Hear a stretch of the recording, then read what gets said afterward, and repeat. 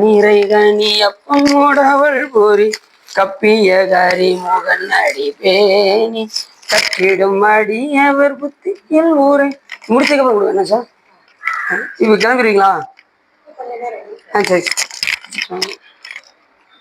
இத்தல நீரை கனி அப்பம் மூடவள் போரி கப்பிய கரி முகன் அடிப்பேனி கற்றிடும் அடி அவர் புத்தியில் உரைபவர் கற்பகமன வீணை கடிதேகும் தமும் மதியமும் வைத்திடும் மரன் மகன் மற்பொருதிகள் மதையானை மத்தள வயிறனை உத்தமி புதல்வனை மட்டவில் மலர் கொடு பணிவேனே முத்தமிழ் அடுவினை முற்படுகிரிதன் முற்பட எழுதிய முதல்வோனே முப்புறம் எரிசித அச்சுவனுரை ரதம் அச்சது பொடி செய்த அதி தீரா அத்துயரது கொடு சுப்பிரமணிபடும் அப்போனம் அதனிடையமாகி அக்குற மகளுடன் அச்சிறுமுருகனை அக்கணமனமருள் பெருமா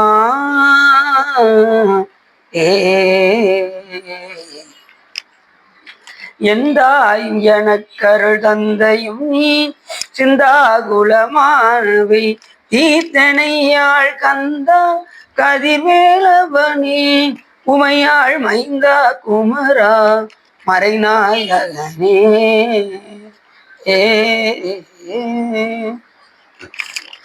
பொழியர்கொண்டு படித்த புகையர்கொண்டல் போற்றி ஆளுவிசை கல்முதப்பில் அணிந்த வீரான் அடி போற்றி வாலி திருநாவலூர் வெண்தொண்டர் பதம் போற்றி போலிமணி திருவாதபுரர் திருத்தாள் போற்றி. எல்லாம் வல்ல சிவகாமி அம்பாளுடன் ஆகிய வல்லல் வைத்தியநாசமியோட பெரும் கருணையினாலே எல்லாம் வல்ல சிவகாமி அம்பாளுடன் ஆகிய சகஸ்திரலிங்கேஸ்வர பெருமானுடைய கருணையினாலும் நாம் இன்று சிவதர்மோத்தரத்தில் பரிகாரவியல் பகுதி 7 பற்றி சிந்திப்பதற்கு திருவருளும் குருவருளும் அடியாரர்களும் கூட்டியுள்ளது. எப்போதுமே பாடலை சிந்தித்து விட்டு செல்வோம். அதன் அடிப்படையில் என்று திருக்குறுந்தொகையில் நமது அப்பசாமிகள் ஓத மால் கடல் பரவி உலகலாம் மாதரார் வளம்கொள் மறைக்காடரை காதல் கலந்து கருதப்படும் அவர் பாதம் ஏத்த பறையும் நம் பாவமே என்று மிக அற்புதமாக சொல்கின்றார் அப்பசாமிகள். இதில் என்ன சொல்ல வருகின்றார் என்று சொன்னால், ஓத மால் கடல் என்று சொன்னால் வெள்ளம் போன்று இந்த கடலானது பொங்கி ததும்பி அப்படி வருகின்றதாம். எங்க அப்படின்னா திரு மறைக்காடு என்ற தலத்தில் இந்த கடலானது கரை வந்து ஒதுங்குவதும் மறுபடியும் அது உள்வாங்குவதுமாக இருந்து கொண்டே இருக்கின்றது. ஏற்கனவே திருச்செந்தூர்ல கடல் உள்வாங்குது, அப்புறம் வெளியில வருது, இப்படி இயற்கையாகவே நடந்து கொண்டே இருக்கின்றது. ஒரு சில இடங்கள்ல பார்த்தீங்கன்னா கடல் ரொம்ப உள்வாங்கும். திருச்செந்தூர்ல அதே மாதிரி ராமேஸ்வரத்துலையும் ரொம்ப உள்வாங்கும் ஒரு நேரம் கடல். சில நேரத்தில் பார்த்தீங்கன்னா பொங்கி வெளியில வந்துடும். அது எதனால் அப்படின்னா அதுக்குரிய அதிதெய்வங்கள் கோவப்பட்டால் கடல் பொங்கிடும். இப்போ ஆத்தி தெய்வீகம், ஆத்தி பௌதீகம், ஆத்தி ஆன்மீகம் என்று நமக்கு இருக்கின்றது. ஒரு உயிரினால் நமக்கு துன்பம் வந்தால் ஆத்தி ஆன்மீகம் பேர். அதாவது இப்ப நாய் கடிச்சிருச்சு அப்படின்னா அதுக்கு என்ன பேரு? ஆத்தி ஆன்மீகம். ஆத்தி பௌதீகம் அப்படின்னா ஒரு ஜடப்பொருள்னால் நமக்கு துன்பம் வருவது. வீட்டுக்குள்ள போனீங்க திடீர்னு செவரு முட்டிருச்சு அப்படிங்கிறோம்ல, அதாவது ஆதி பௌதீகம். இப்ப சுனாமி எல்லாரையும் அடிச்சு கொண்டு போச்சு. அது அதுக்குரிய அதிதெய்வம் கோவப்பட்டதுனால அது ஆத்தி தெய்வீகம். அதனாலையும் எத்தனையோ உயிர்கள்லாம் என்ன ஆகும்? சேதமாகும். இப்படியெல்லாம் துன்பங்கள் நமக்கு வரும் வினைப்பயன் வழியாக. ஆத்தி பௌதீகம், ஆத்தி தெய்வீகம், ஆத்தி ஆன்மீகம் என்கின்ற வழியில நமக்கு துன்பங்கள் வரும். அப்படி இந்த பாட்டில் என்ன சொல்றோம்னா, ஓத மால் கடல் பரவி உலகெல்லாம் பரவி இருக்கும். இந்த கடல் எப்படி இருக்கும் அப்படின்னா, உலகம் சிறிதுதான் இருக்கும். முழுக்க எது இருக்குன்னா கடல் தான் அதிகமா இருக்கு. உலகம் சின்னதாக தான் இருக்கு, தண்ணீர் தான் அதிகமா இருக்கு. அதுதான் நீரின்றி அமையாது உலகு அப்படின்னாரு நமது வள்ளுவர். எது அதிகமாக இருக்கும்? நீர் தான் அதிகம். ஒருத்தவங்க சாப்பாடு இல்லாமல் கூட உயிர் வாழ்ந்துடலாம். ஆனால் தண்ணி இல்லாமல் என்ன செய்ய முடியாது? உயிர் வாழ முடியாது. இப்போ தண்ணி இருக்கா? இருக்கு. கொஞ்சம் கொஞ்சம் தண்ணீர் இல்லாமல் என்ன செய்ய முடியாது? உயிர் வாழ முடியாது. அதான் சொன்னாரு, நீரின்றி அமையாது உலகுனாரு.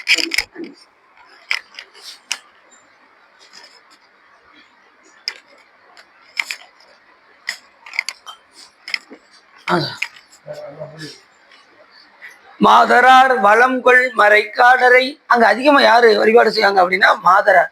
மாதர்னா பெண்கள். அங்க ஏற்கனவே சீர்காழியில யார் போய் வழிபாடு செய்வாங்கன்னு சொல்லும் போது ஞானசம்பந்த பெருமான் அழகா சொன்னார். தாழ்நுதல் செய்திரை காணிய மாலோடு தன் தாமரையானும் நீனுதல் செய்தொழிய நிமிர்ந்தான் எனது உள்ளம் கவர் கல்வன் வாழ்நுதல் செய் மகளிர் முதலாகிய ஐயத்தவர் ஏத்த பேணுதல் செய்விர மாபுரம் ஏவிய பெம்மானிவனன்றே அப்படின்னு யார் பண்ணா? ஞானசம்பந்தம். வாழ்நுதல் செய் மகளிர் முதலாகிய வையத்தவர் ஏத்த. அப்ப அதிகமா அங்க யார் வரா? மகளிராகிய பெண்கள் வந்து வழிபாடு செய்கின்றார்கள். அப்ப ஆண்கள்லாம் மற்றும் பலர். ஒரு திரைப்படத்துக்கு போனோம்னா முக்கியமான ஆளுக பேரை போட்டு மீதி எல்லாம் என்ன போடுவாங்க? மற்றும் பலர் நடித்திருக்கிறார்கள் அப்படின்னு போடுவாங்க. அதே போல மாதராகிய பெண்கள் வந்து அதிகமாக வழிபாடு செய்கின்றார்கள். மற்றவர்கள்லாம் மற்றும் பலர் லிஸ்ட்ல இருந்துறாங்க. அப்ப சாமி அப்பயே பாருங்க பெண்களுக்கு எவ்வளவு முக்கியத்துவம் கொடுத்துருக்காரு பாருங்க. அப்பவே சாமி பாதி பாதி கொடுத்துட்டாரு. இப்போ ஆளாலும் சொல்றாங்க ஆணுக்கும் சரி பாதி பெருக்கு தர வேண்டும் அப்படின்னு. அப்பயே சாமி பகுதியை கொடுத்துட்டாரு. ஆணாய் பெண்ணாய் பெண்ணுமாய் ஆணுமாயி பெருங்கொழி சேர் விண்ணுமாய் மண்ணுமாய் இத்தனையும் வேறாகி அப்படின்னார். பெண்ணாய் ஆணாய் அடியாய் பிறங்கொழிசோர் இத்தனையும் மண்ணாகி கண்ணார் அமுதமாய் நின்றான் கடல்வாடி பெண்ணே இப்பூம்புணல் பாய்ந்த ஆடையிலோர் எம்பாவா என்று சொல்வதற்கினங்க சாமி எப்படி இருக்காரு அப்படின்னா எல்லாமாவும் இருக்காரு. அவர் எல்லாவற்றையும் கடந்து இருக்கார். அங்க திருமறைக்காடுல மாதர்கள் வந்து அதிகமாக போய் வழிபாடு செய்கின்றார்கள். அப்ப மற்றவர்கள்லாம் குறைவாகத்தான் போய் வழிபாடு செய்கின்றார்கள். மாதரர் அப்படின்னு அதிகமா சொல்லும்போது அப்ப மற்றவங்க எப்படின்னு அர்த்தம்? குறைவுன்னு அர்த்தம். அவங்க அதிகமானு சொல்லும்போது இவங்க குறைவாக இருக்காங்க. அந்த காலத்துலலாம் பொண்ணு ஈஸியா கிடைக்கும். இப்ப பொண்ணு கிடைக்கிறது ரொம்ப கஷ்டம். ஏன்னா அந்த காலத்துல மாதவர்கள் அதிகமா இருந்தாங்க. இப்ப மாதவர்கள் ரொம்ப குறைவு. ஆண்கள் தான் அதிகமா இருக்காங்க. எங்க பார்த்தாலும் நிறைய வீட்டுல பாத்தீங்கன்னா ஆண் குழந்தை தான் பிறகுது நிறையா. பெண்கள் வந்து ரொம்ப கம்மி. பொண்ணு கிடைக்க மாட்டேங்க அப்படிங்கிறாங்க. அந்த அளவுக்கு ஆயிப்போச்சு. சரி, மாதர்கள் அந்த மறைக்காடரை எப்படி செய்யறாங்க? வளம் வருகிறார். வளம்கொள் மறைக்காடர் அப்படின்னாரு. இந்த பிறவியை எதுக்காக அப்படின்னா அவனை வளம் வருவது. ஆக்க யார் பயனன் அரண் கோயில் வளம் வந்து. இந்த உடம்பு கொடுத்ததின் பயன் என்னன்னா அவரை வளம் வர வேண்டும். வளம் வந்தா என்ன கிடைக்கும்? எல்லாம் கிடைக்கும். எல்லாம் தரும்கான் பெருந்துறையும் மேய பெரும் கருணையாளன் மருந்துருவாய் என் மனத்தை வந்து என்று சொல்வதற்காங்க சாமி எல்லாம் தருவார். ஆனா உலகப் பொருளை போய் நீங்க என்ன செய்யக்கூடாது? கேட்கக்கூடாது. உங்களுடைய விருப்பம் எல்லாம் அவனையே கேட்பதாக இருக்க வேண்டும். கேட்டால் எல்லாம் வரும். சிவபெருமானுடைய அன்பை பெற்றாச்சுன்னா மற்றதெல்லாம் தானாக நமக்கு வரும். மாதரார் வளம்கொள் மறைக்காடரை காதல் செய்து, அந்த மறைக்காட்டு பெருமானை காதல் செய்து கருதப்படும் அவர் யார் ஒருவர் அந்த பெருமானை போய் வளம் செய்து வழிபாடு செய்து அவனுடைய அன்பை பெறுகின்றார்களோ, அவனையே நினைந்து கருதுகின்றார்களோ, அப்படிப்பட்ட அடியார்கள் யாரை வழிபாடு பண்ணுவாங்க? மறைக்காடரை வழிபாடு செய்வார்கள். அப்படிப்பட்ட அந்த மறைக்காடரை பாதம் ஏத்த பறையும் நம் பாவமே. மறைக்காட்டு பெருமானை போய் யாரு போய் கண்டு தொழுகின்றார்களோ, அவருடைய பாதத்தை யாரு போய் ஏற்றி வழிபாடு செய்கின்றார்களோ, அப்பேற்பட்டவருடைய பாவம் பறையும். எங்க இருக்கு தெரியுமா? திருமறைக்காடு எங்க இருக்கு? நீங்க கூட்டு போனதான் சார் தெரியும். திருமறைக்காடு வேதாரண்யம் பேர். நம்ம திரு நாகைக்கோரன் பக்கத்துல இருக்கு. அப்படி நாங்க போகும்போது கரெக்டா மதிய நேரத்துல போனோம் அந்த கோயிலுக்கு. கரெக்டா நட சாத்தி இருந்தது. அப்பசாமிகள் வரும்போதும் நட சாத்திருந்தது. அவர் திறக்கிறதுக்காக பாட்டு பாடினார். திறக்க பாடிய என்னன்னு சந்தமிழ் மண்ணினேர் மொழியால் உமை பங்குறோம். அந்த பாட்டை பாடணும் சீக்கிரம் திறந்துட்டாங்க. அங்க போறது சீக்கிரமே திறந்துட்டாங்க. அன்னைக்கு நடத்த திறந்துட்டாங்க. 3:30 திறந்துட்டாங்க. இந்த பதியத்தை வெளியில உட்காந்து படிச்சுக்கிட்டு இருக்கும். 3:30 கதை திறந்து பாடிட்டு அதுக்கப்புறம் இந்த திருநாயக்கரனை சாயங்காலம் போனோம். அப்படி சாமி எப்பயுமே பாட்டுக்கு வலிமை தயமா உண்டு. அதே மாதிரி இதுலயும் பாத்தீங்கன்னா நம்ம திருக்கழுக்குன்றதுனே அப்படிதான். ரொம்ப நேரமா ஐயர் வரவே இல்லை. மலை மேல ஏறிட்டோம். மலை மேல ஏறி வருவார்னு எதிர்பார்த்துக்கிட்டே இருப்போம். ஐயர் வரவே இல்லை. 6 மணி ஆகியும் வரல. சரி, நம்ம ஐயாவுக்கு பாட்டை போட்டாதான் சரி வரும் அப்படின்ட்டு அவங்க வந்து மண்டிநேர் மொழியால் பாட்டு பாடுறோம். வேகமா ஐயர் வர்றாரு. வந்து கதவை வந்து உள்ள போனோம். எப்பயுமே திருமுறைக்கு எப்பயுமே வலிமை உண்டு. பாதம் ஏத்த பறையும் நம் பாவமே. சாமியை பார்த்தாலே நம்மளுடைய வினைகளால் நீங்க பார்த்தாலே அதுக்கு தினசரி வந்து கோயில வந்து பார்க்கணும். எல்லாத்துக்கும் மேல நீங்க நினைச்சாலாம் என்ன செய்ய முடியாது, பார்க்க முடியாது. அவர் நினைக்கும் இதை உயிரை தன்னை வந்து பார்க்கட்டும் அப்படின்னு விரும்பினா. ரெண்டாவது, உங்களுடைய முயற்சியும் இருந்தால் நீங்க சாமியை போய் பார்க்கலாம். நீங்க முயற்சியே இல்லாம என்ன செய்ய முடியாது, போய் சாமியை பார்க்க முடியும். எல்லாம் அவன் பார்த்துக்குவாரியா, நான் வீட்டிலே இருக்கேன், எப்படி கூப்பிட்டு போறான்னு பார்ப்போம் அப்படின்னு சில பேர் சாமிக்கிட்டே. ஆனா சாமி நினைச்சாருன்னா வர வச்சிருவாரு, அது வேற. ரெண்டாவது, உங்களுக்கு முயற்சி இருக்கணும்ல. உங்களுக்கு விருப்பம் இருந்தால் தானே சாமி கூப்பிடுவாரு. விருப்பம் இல்லாமல் எப்படி சாமி கூப்பிடுவாரு யோசிச்சு பாருங்க. விருப்பப்பட்டு நீங்க போக வேண்டும் என்று விரும்பினால் சுவாமி அழைத்து வருவார். அப்படி காதல் செய்து கருதப்படும் அவர் எந்த பெருமான் மேல? மறைக்காட்டு மைந்தர் மேல் சதுரம் மறைதான் துதி செய்து வணங்கும்னு கூட ஞானசம்பந்த பெருமான் பாடினார்.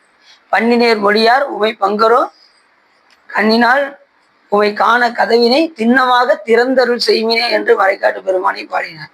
இப்படி அருளாளர்கள்லாம் எல்லா பேருமே 4 பேருமே போய் பாடின தலம் இந்த திருமறைக்காடு. வேதங்களால் பூட்டப்பட்ட அந்த கதவை அப்பர் சுவாமிகள் போய் அதை திறந்தார். பூட்டுமாறு பாடினது யாரு? ஞானசம்பந்த பெருமான் பாடினார். அப்படி திறப்பதும் பூட்டுவதுமாக அந்த பதிகத்தை பாடினார்கள். நாமளும் இந்த பதிகத்தை பாடி சிவபூஜையில சாமியை பெட்டிக்குள்ள வச்சு மூடும்போது சதுரம் மறைதான் துதி செய்து வணங்கும் பாடலை பாடணும். பெட்டியிலிருந்து திறக்கும் போது பன்னினேர் மொழியால் பாடலாம், பள்ளியெழுச்சி பாடலாம். ஆனா பெட்டியிலிருந்து திறக்கும் போது பன்னினேர் மொழியால் தான் பாடணும். திறந்து சாமியை எடுத்து வச்சு பள்ளியெழுச்சி பாடி பழைய பூவை ஓம் அஸ்திராயப்பட் 20,000 சொல்லி சண்டீஸ்வரருக்கு பூவை எடுத்து வைக்கணும் சிவபூஜையில. புரியுதா? இப்படி நிறைய இருக்கு. சிவபூஜையெல்லாம் விதிப்படி செய்யலைன்னா என்னென்ன நிறைய விஷயங்கள் இருக்கு. இன்னைக்கு அதெல்லாம் வரப்போகுது. அப்ப ஓத மாதுகடல் பரவி உலகலாம் மாதரார் வளங்குள் மறைக்காடரை காதல் கலந்து கருதப்படும் அவர் பாதம் ஏத்த வரையும் நம் பாவமே என்று மிக அற்புதமாக சொல்கின்றார் நமது அப்பசாமி. அப்ப காதலால் கலந்து கருதப்படணும். சாமி மேல மிகுந்த காதல் வரணும். இப்ப எப்படி காதலன் வந்து காதலி மேல நீ இல்லாம என்னால உயிர் வாழ முடியாதுமா அப்படின்னு எப்படி சொல்றாரு? காதலன் வந்து காதலிட்ட சொல்றாருல, அந்த அன்பை கொண்டு போய் சுவாமி கிட்ட வைக்கணும். அவர் இல்லாம நொடி பொழுது கூட நம்மளால தனியாக இருக்க முடியாது என்கிற நிலை நமக்கு வரும். எந்திரமே சிவத்தில சிந்திச்சு கொண்டே இருக்கு. சிந்தனை நின் தனக்காக்கி நாயினின் தன் கண்ணினை நின் திருப்பாத போதுக்காக்கி வந்தனையும் மலர்க்கே ஆக்கி வாக்குவன் மணி வார்த்தைக்கு ஆக்கி ஐம்புலன்கள் ஆற வந்தனை ஆட்கொண்டு உள்ளே புகுந்த விச்சை மாலமது பெருங்கடலே மலையே உன்னை தந்தனை செந்தாமரை காடு அணைய வேண்டி தனி சுடரே 2 மினி தனியினருக்கே என்று சொல்வதற்கு எனக்கு சிந்தனை முழுவதும் அவருக்கு ஆக்க வேண்டும். கண் முழுவதும் அவரை பார்ப்பதற்காக ஆக்க வேண்டும். உடம்பு முழுவதும் அவருக்கு பணி செய்வதற்காக ஆக்க வேண்டும். இப்படி எல்லாத்தையும் யார்கிட்ட கொண்டு போய் கொடுக்கணும்? சாமிகிட்ட கொண்டு போய் கொடுத்த உடம்ப, எப்படிப்பட்ட உடம்ப நம்ம கொடுத்துருக்கா சுவாமி, அப்ப அதை எப்படி நம்ம பேணி பாதுகாக்கணும் யோசிச்சு பாருங்க. உடம்பினை முன்னம் இழுக்கென்று இருந்தேன். உடம்பினை முன்னம் இழுக்கென்று இருந்தேன். உடம்பினுக்குள்ளே பொருள் ஒன்று கண்டேன். உடம்பினுக்குள்ளே உத்தமன் கோயில் கொண்டான் என்று அந்த உடம்பினை நான் உள்ளிருந்து ஓம்புகின்றேனே அப்படிங்கிறாரு யாரு? திருமலதேவன் சொல்ற. அப்ப இந்த உடம்பை நாம எப்படி பேணி பாதுகாக்கணும்? கொடுத்த உடம்பை பத்திரமா கொண்டு போய் சேர்க்கணும். யாருக்கு? சாமி. எல்லாத்தையும் கலட்டி கொண்டு போய் என்ன செய்யக்கூடாது? சாமி கிட்ட கொடுக்கக்கூடாது. ரொம்ப பத்திரமா வச்சிருக்கணும். முட்டி போயிடுச்சுங்க, தோள்பட்டை வலிக்குங்க அப்படின்னு நினைச்சக்கூடாது. குடும்ப அளவுக்கு நம்ம அதுக்கு பயிற்சி கொடுத்துக்கிட்டே இருக்கணும். உடம்புக்கு பயிற்சி கொடுத்துட்டு நல்லா திடகாத்திரமா இருக்கணும் சாமி வழிபாடு பண்றது. அதனால தான் சொன்னாரு, முன்ன இந்த உடம்பு வந்து நான் சாதாரண நினைச்சிட்டேன் சாமி, இழுக்கென்று இருந்தேன், உடம்பிற்குள்ளே ஒரு பொருள் ஒன்று கண்டேன். சாமி உள்ள இருக்காரா? அப்போ இந்த உடம்பை நம்ம எப்படி பேணி பாதுகாக்கணும்? உடம்பினுக்குள்ளே உத்தமன் கோயில் கொண்டான் என்று கொஞ்ச நேரம், உடம்பினுக்குள்ளே உத்தமன் கோயில் கொண்டான் என்று அந்த உடம்பிலே நான் உள்ளிருந்து ஓம்புகின்றேன். அப்படிப்பட்ட பாட்டு, அருமையான பாட்டு. கோதமால் கடல் வரை உலகலாம் மாதரால் கலங்கள் மறைக்காடரை காதல் கலந்து கருதப்படுபவர் பாதம் ஏத்த வரையும் நம்பாகும். அப்போ முழுக்க முழுக்க என்ன இருக்குன்னா கடல் தான் அதிகமாக இருக்கு. உலகம் வந்து ஒரு பகுதி தான், கடல் ஒரு பகுதி தான் உலகம். இதில் ஆளுக்கு எத்தனை பேர் இந்த கொஞ்ச காலம் சிரித்து உலகத்தில் வாழ்ந்துக்கிட்டு நாம் படுற பாடு போது. நீ எப்படி பேசலாம், நான் எப்படி பேசலாம், நீ எப்படி இப்படி முன்னேறிட்ட, நான் எப்படி இப்படி ஒவ்வொருத்தரையும் அடிப்படி சண்டை போட்டு கேஸ் ஆகி கோர்ட்டு கேஸுன்னு அலைஞ்சி செஞ்சு எனக்கு மன வருத்தமாகி ஒருத்தர் புரிதல் இல்லாமல் வாழ்ந்து எதுக்கு வாழ்ந்தோங்கிற மாதிரி ஆகி இதெல்லாம் நமக்கு தேவையா? நல்ல பெருமான் நமக்கு இந்த உடம்பை கொடுத்துருக்காரு. நல்ல வழிபாடு செய்வதற்கு நல்ல அடியார்களோடு இணங்கி வழிபாடு செய்து இந்த பிறவியிலிருந்து நாம் என்ன செய்ய வேண்டும்? தப்பிப்பதற்கு உண்டான வழியை நாம் பார்க்க வேண்டும். சரி, இப்போ நம்ம சிவதர்மத்துக்குள்ள போயிருப்போம்.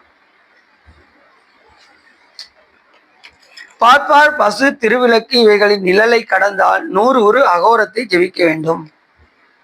பசுவினுடைய நிழல் கூட நம்ம கிட்ட என்ன செய்யக்கூடாதான், படக்கூடாதான். திருவிளக்கினுடைய நிழலும் நம்ம மேலே படக்கூடாதான்.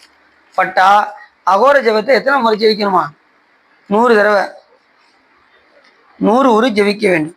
இஷ்டலிங்கத்துக்கு வைத்த நைவேத்திய முதலவைகளை புழு மயிர் முதலான செந்துக்கள் விழுந்தால், அதாவது நீங்க வைக்கக்கூடிய நைவேத்தியத்துல ஏதாவது புழு வந்துருச்சோ இல்லை முடி ஏதாவது இருந்துச்சோ, அப்படி இருந்தது அப்படின்னா அந்த நிவேதனம் பண்ணாது ஒழிக.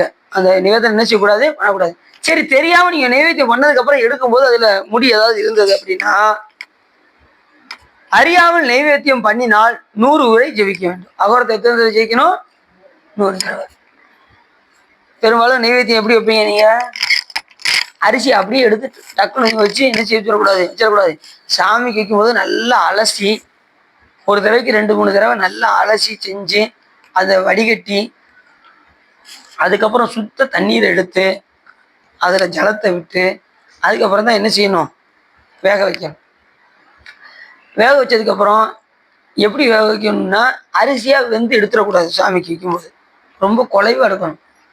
குலைத்த பத்து மாதிரி சாமிக்கு வைக்கும்போது எப்படி வைக்கணும்? இப்போ நாம் எப்படி டேஸ்ட்டை பார்த்து சாப்பிட்றோம் அது போல் சாமிக்கு வைக்கணும் நைவேத்தியத்தை.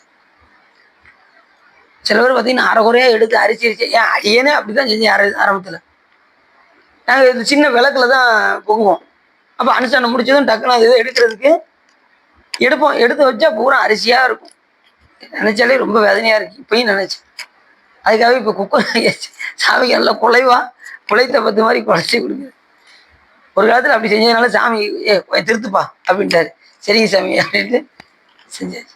எப்பவுமே சாமி கொடுக்கும்போது எப்படி இருக்கணும்? நல்லா குழைச்சு சுத்தமாக இருக்கணும் உணவு. அதில் எதுவும் இருந்துடக்கூடாது.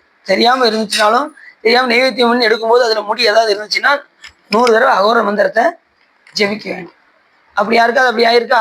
நைவேத்தியம் பண்ணும்போது நைவேத்தியம் பண்ணுறதுக்கு முன்னாடி தெரியல, நைவேத்தியம் பண்ணி முடிச்சு எடுத்ததுக்கப்புறம் முடியலாம் பார்த்துருக்கோம் அப்படின்னா நைவேத்தியத்தை செஞ்சிடணும். 100 தடவை மந்திரத்தை ஜெபிக்கணும். ஆமாம், பழம் வச்சு கழுவி தான் வைக்கணும் சாமிக்கு. இக்கவரை நற்கனிகள் சர்க்கரை பருப்போடு எண்ணெய் எள் பொறி அவள் துவரை இளநீர் எச்சில் வண்டு இதெல்லாம் தேனு இதெல்லாம் எல்லாமே சுத்தப்படுத்தி தான் கொடுக்கணும். மந்திரம் சொல்லி தான் கொடுக்கணும். எதுவுமே மந்திரம் சொல்லாமல் கொடுத்தா இறைவனுக்கு போய் சென்று அடையாது. நைவேத்தியம் கொடுக்கறதுக்கு என்ன மந்திரம் சொல்லுவீங்க? அது கொடுக்கறதுக்கு அந்த எந்த மந்திரம் சொல்லி வைப்பீங்க சாமிகிட்ட? தத்புருஷ முதல்ல கரெக்டாக தான் சொன்னீங்க. எதுக்கு இதை சொல்லித்தான் பார்ப்பவே அப்படின்னு ஓம் தத்புருஷ பக்தராய நம்ம நைவேத்தியத்துக்கு ஓம் தத்புருஷ பக்தராய நம்ம சொல்லி தான் வைக்கணும். எடுத்து ஊட்டும் போது ஓம் சிவாய சிவான்னு சொல்லி ஊட்டணும். அதே மாதிரி பூக்களுக்கு என்ன சொல்லுவீங்க? என்ன இப்படி வச்சுக்கீங்க? ஓம் ஈசான மூர்த்தியை நம்ம சொன்னீங்களா? அதுதான் இது வந்து ஓம் தத்புருஷ வக்ராய நம. சாமிக்கு ஆடை அணிகலன்கள் வந்து ஓம் அகோரயுதாய நம. சாமிக்கு அணிகலன்கள் ஓம் வாமதேவிக்காய நம.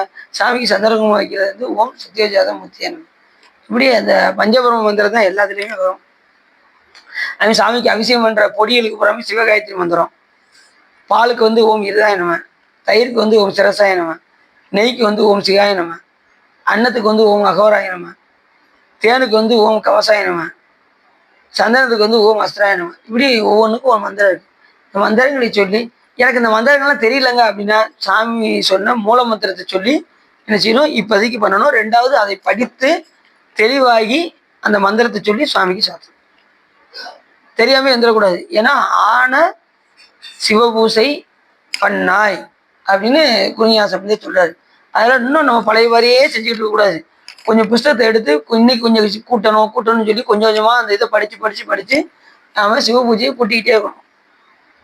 அரை மணி நேரத்தில் காமன் நேரத்தில் அப்படிலாம் செய்யக்கூடாது. நல்லா விரிவாக செய்யும். வாங்க சார், பூஜை வந்து நல்லா விரிவாக செய்ய வேண்டும். டீச்சர் எடுத்தது தான் எடுத்தவங்களுக்கு தான் எடுத்து. ஆமாம், நீங்கள் வந்து சமயதிச்சிக்கு மந்திரம் செய்வாங்களா, அதை வச்சு அந்த மந்திரத்தை சொல்லி நீங்கள் அவசியம் பண்ணிக்கணும். அந்த மந்திர அதிகாரம் வாங்கினதுக்கு அப்புறம் தான் நீங்கள் முறைப்படி பூஜை பண்ணணும். இப்போதைக்கு நீங்கள் சாமிக்கு நைவேத்தியம் விட்றதுக்கு ஓம் தத்புருஷ வக்ராய சொல்லிடலாம். ஏன்னா சாமிக்கிட்டே நைவேத்தியம் வைப்பீங்கல்ல, சமயதிச்சி எடுத்தாலும் கூட சாமிக்கு நைவேத்தியம் பண்ணி தான் தீவிரம் காட்டுவீங்கல்ல. அந்த மந்திரம் தேவையில்லை உங்களுக்கு சாமிக்கு நைவேத்தியம் பழங்கள் வைக்கீங்களா, அதுக்கு ஓம் தத்புருஷ வக்ராய நம்ம சொல்லணும். சொல்லி சுவாமிக்கு ஊட்டணும். நீங்க அபிஷேகம் பண்றீங்களா? அபிஷேகம் பண்றதா சொல்லணும். இப்ப நீங்க சமயதிச்சு வாங்கியிருக்கீங்க, அதுல இந்த மந்திரம்லாம் வருது. அதனால இப்போதைக்கு சொல்லி நீங்க செய்யலாம். செஞ்சுட்டு அதுக்கப்புறம் சிவத்தீச்சு எடுத்ததுக்கு அப்புறம் நீங்க அதை முறைப்படி நம்ம செய்யணும். இப்பயே செஞ்சு பழகிட்டீங்கன்னா அந்த நேரத்துல முகூர்த்தம் மட்டும்தான் மாறும், குருநாதர் வந்து மந்திரம் மாறும். அப்படியே நீங்க பாட்டு பண்ணிக்கிட்டே இருக்க வேண்டியது. உங்க காலம் அப்படியே கிடைச்சிடும். நீங்கள் காலைல 1.5 மணி நேரம் பயன்படுத்துறீங்கன்னா அந்த 1.5 மணி நேரம் உங்களுக்கு கிடைச்சிடும். இல்லை நீங்கள் 1.5 மணி நேரம் எப்போ பண்ணலாம்? சிவபூஜை நைட்டு பண்ணுவோமா, மதியம் பண்ணுவோமா, காலையில் டைம் உங்களுக்கு கிடைக்கிறது ரொம்ப கஷ்டமாயிடும். எப்பயும் போல காலையில் வெளில தெரிஞ்சு பூஜை பண்ணுற நேரத்தை நம்ம சிவபூஜைக்கும் தனியாக ஒதுக்கணும். பண்ணால் ரொம்ப சிறப்பு. இருக்கீங்க சார், ஒன்றும் பிரச்சனை இல்லை. வீட்டுக்கு போகிறீங்களா? இல்லை இல்லை, சரி ஓகே. கேட்டு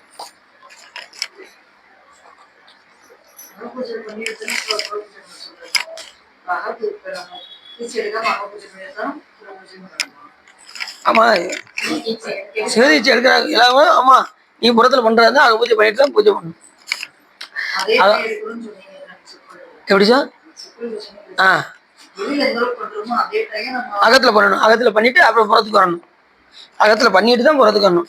அந்த டயத்தை நீ உள்ள எடுத்துனா ரொம்ப நல்லது. ஆனா நம்ம அப்படி எடுப்போமா?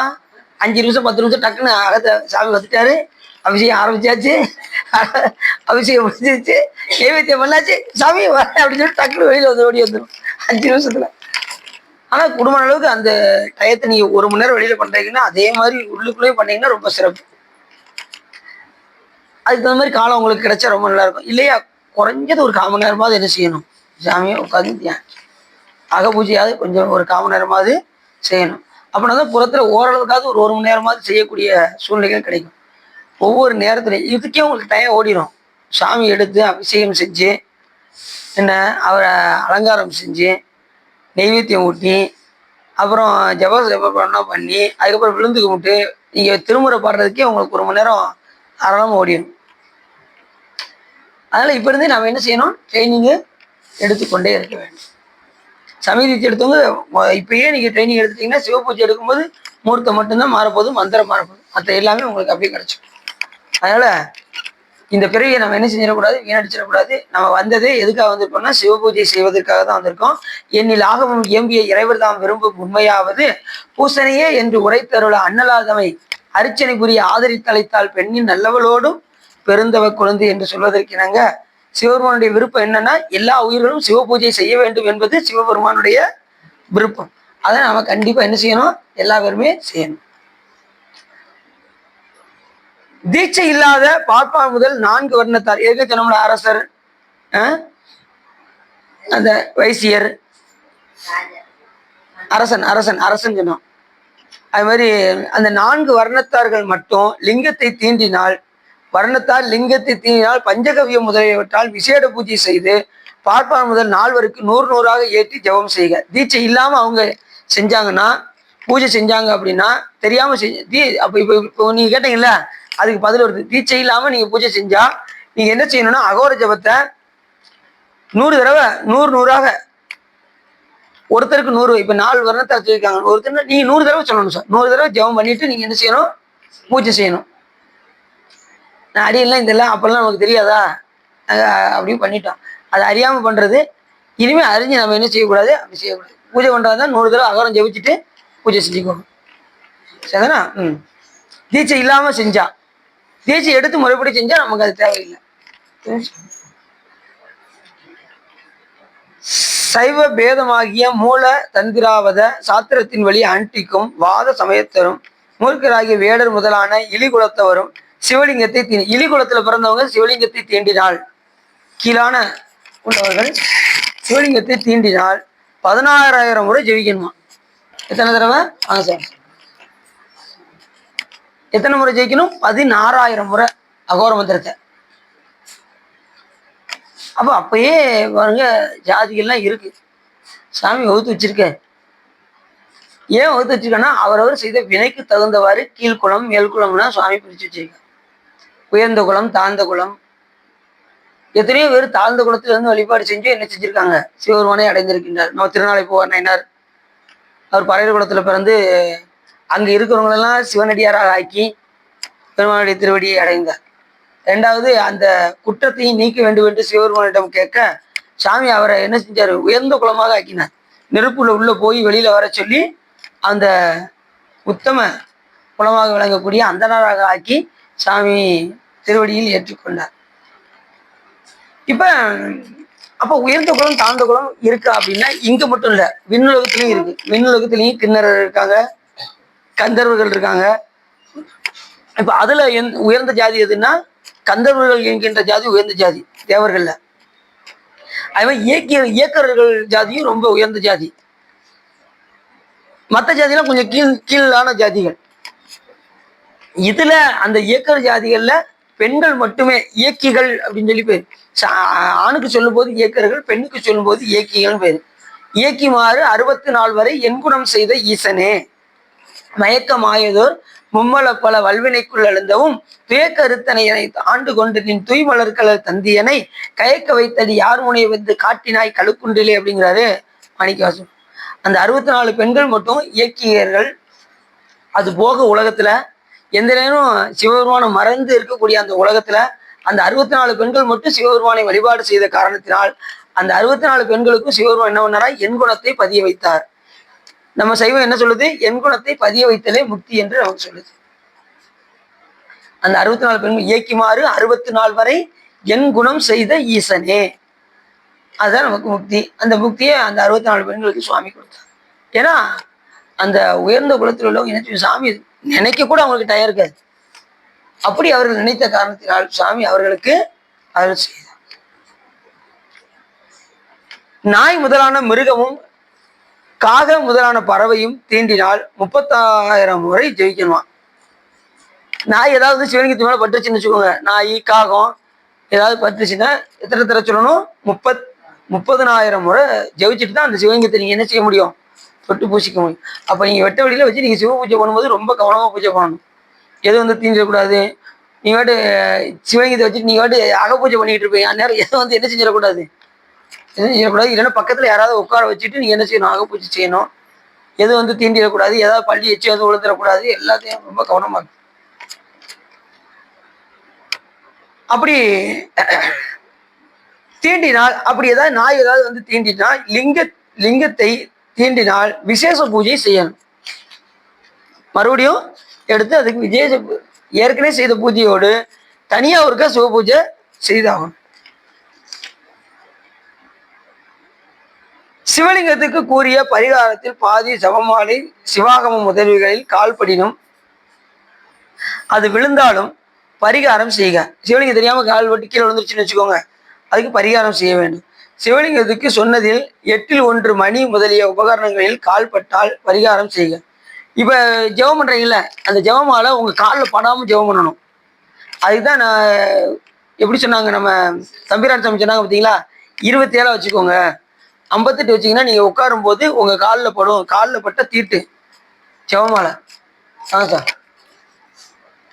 ஜெபமாலை காலில் பட்டா நீங்கள் எப்படி சார் பண்ணுறீங்க? அது 54 வச்சு பண்ணுறீங்க, 27 வச்சு பண்ணுறீங்க. நீங்கள் 27 வச்சு தான் பண்ணுறீங்க, 108 வச்சு பண்ணுறீங்க. அப்போ காலில் படும், காலில் போடும். உங்களுக்கு 27 வச்சுக்கோங்க. இன்னுமே அனுஷ்டானங்கள்ல அதுதான். அது ஜெபம் பண்ணும்போது காலில் படக்கூடாது. நீங்கள் வச்சுட்டு சரிங்க.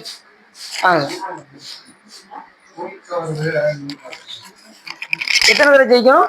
27 வைத்துக்கொண்டு 4 முறை உருட்டினீங்கன்னா 108 ஆயிரம். இப்போ நீங்கள் ஜெபம் பண்ணும்போது இப்படி ரவுண்டாக வச்சுக்கணும். இப்படி வச்சு ஜெபம் பண்ணணும்.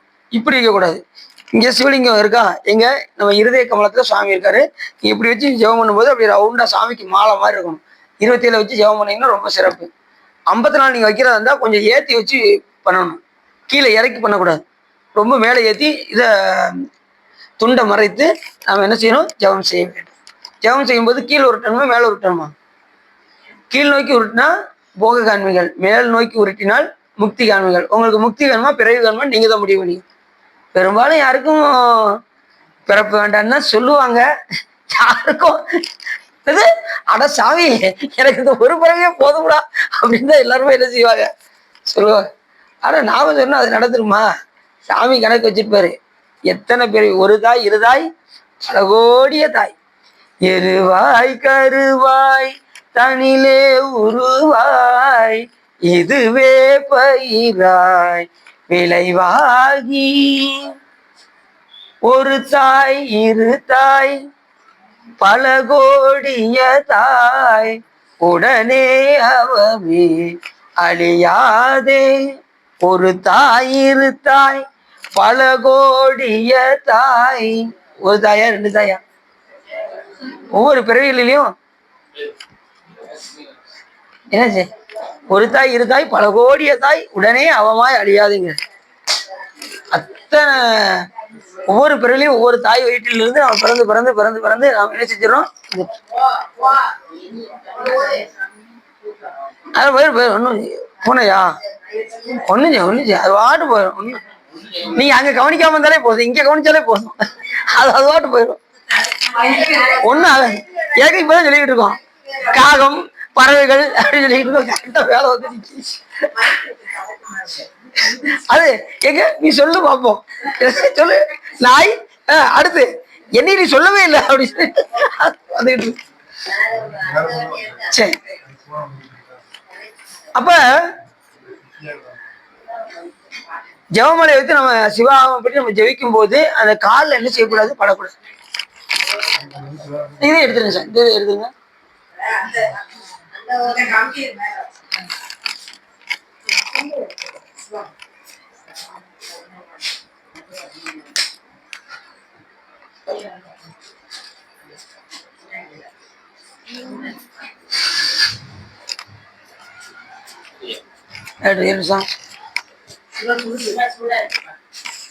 ஒரு கொஞ்ச நேரத்துக்கு ஒருக்க கொடுத்துக்கிட்டே இருக்காங்க. மலையாளத்தில் சொற்பொழி பேசிக்கிட்டு இருந்தேன்.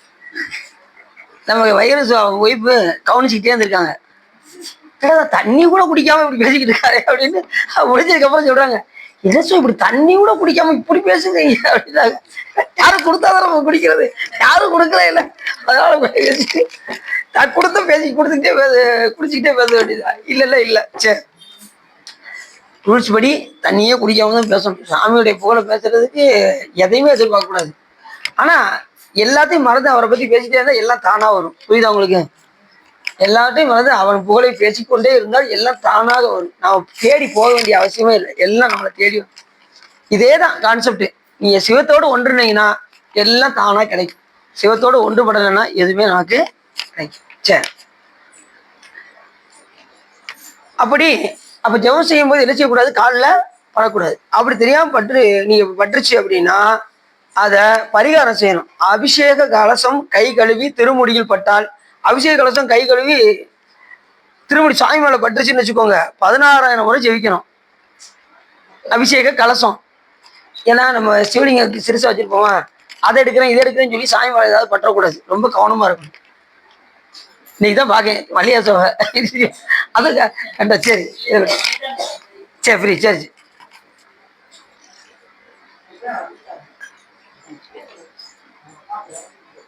ஏற்கனவே சிவலிங்கத்துக்கு சொன்னதில் 8 மணி முதலிய உபகரணங்களில் கால் பட்டால் பரிகாரம் செய்ய, அபிஷேக கலசம் கை கழுவி திருமுடியில் பட்டால் 20,000 முறை மந்திரத்தை அகோர மந்திரத்தை ஜெபிக்கணும்.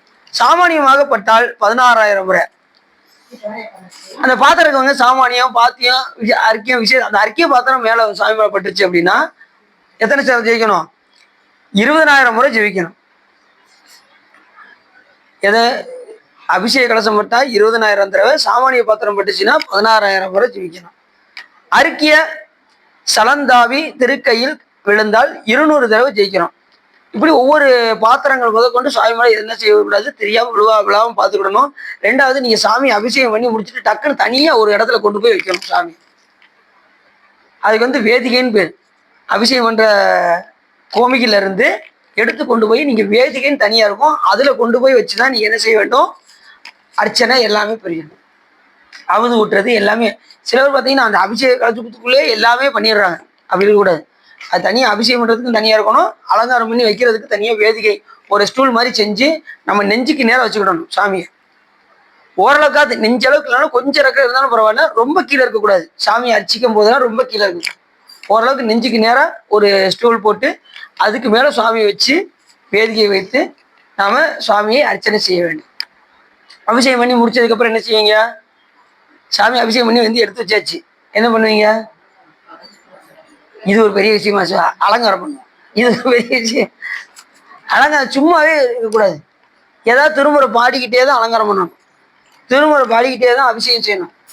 திருமுறை பாடிக்கிட்டே தான் என்ன பண்ணணும், எல்லாமே காட்டணும். நைவேத்தியம் முதற்கொண்டு எல்லாமே காட்டணும். நைவேத்தியம் காட்டும் போது மந்திரங்கள் சொல்லணும். ஓம் சிவாய ஸ்வாகா என்று 5 திருமுகத்துக்கும் சாமி கொடுக்கணும். சிவலிங்கத்துக்குள்ள சாமி எத்தனை முகத்தோட இருக்காரு? 5 முகத்தோட இருக்காரு. அந்த 5 முகத்துக்கு கொடுத்தது போக எக்ஸ்ட்ரா தத்புருஷ முகம் இருக்கு பாருங்க, கிழக்கு பார்த்த முகத்துக்கு கூட 2 தடவை ஊட்டணும். மொத்தம் 7 முறை சிவபெருமானுக்கு உணவு ஊட்டணும். அப்படிதான் நமக்கு ரூல்ஸ் சொல்லுது. எத்தனை முறை? 7 முறை. அதாவது ஆத்மலிங்கத்துக்கு, பராத்தலிங்கத்துக்கு கிடையாது, நல்லா தெரிஞ்சுக்கோங்க. வெளியில் உள்ள லிங்கத்துக்கு 3 தடவை ஊட்டினா போதும். ஆத்மாத்த லிங்கத்துக்கு 7 முறை சிவலிங்கத்துக்கு என்ன செய்யணும், உணவை ஊட்டணும். ஊட்டி பிடிச்சி சாமிக்கு கொடுக்கும்போது ஓம் சிவாய ஸ்வாகான்னு கொடுத்துறீங்க. தண்ணி கொடுக்கும்போது என்ன கொடுப்பீங்க? ஸ்வதா. ஓம் சிவாய ஸ்வதா அப்படின்னு சொல்லி சாமிக்கு தண்ணி கொடுக்கணும். இப்போ நாம சாப்பிட்டு முடிச்சு தண்ணி தண்ணி தண்ணி அப்படிங்கம்ல, அது மாதிரி சாமிக்கு கொடுக்கும்போதும் தண்ணி கொடுக்கும்போது என்ன சொல்லணும்? ஓம் சிவாய ஸ்வதா அப்படின்னு சொல்லி கொடுக்கணும். இப்போ நம்ம அனுஷ்டானத்தில் என்ன செய்வோம்? ஓம் ஆத்ம தத்வய ஸ்வதா, ஓம் கவசாய நம, ஓம் ஈ வித்யா தத்வய சுதா, ஓம் கவசாய நம, ஓம் சிவதத்வாய சுதா பண்றோம்ல.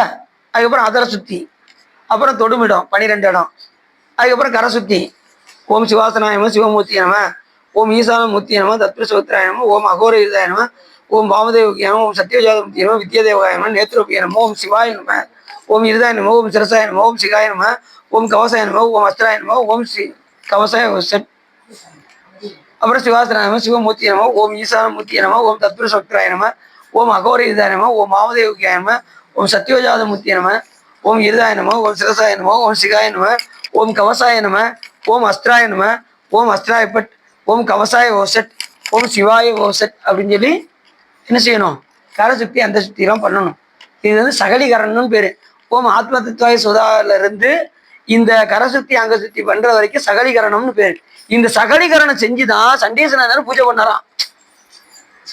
சைக்கிள் சென்சுராங்க சொன்ன சகலிகரணம் செய்து விட்டுத்தான் என்ன பண்ணணும்? சிவ பூஜை பண்ணணும். ஏன் அப்படின்னா உங்களை அங்கங்களெல்லாம் சுத்தப்படுத்தி சாமியை திருமணி தொட போறீங்களா, உங்க கரம்லாம் சுத்தப்படுத்தி அதுக்கப்புறம் தான் சிவலிங்கத்தை பெட்டிக்குள்ள இருந்து எடுக்கணும்.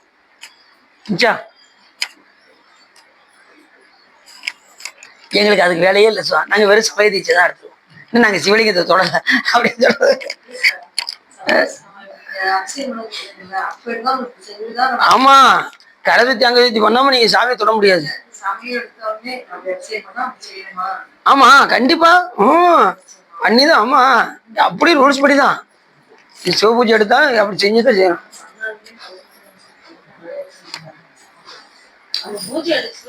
சிவபூஜை ஆமா செஞ்சுதான் செய்யணும். கரசுத்தி அங்கசுத்தி பண்ணிதான் சிவலிங்கத்தை தொடர்ந்து சொல்றேன்.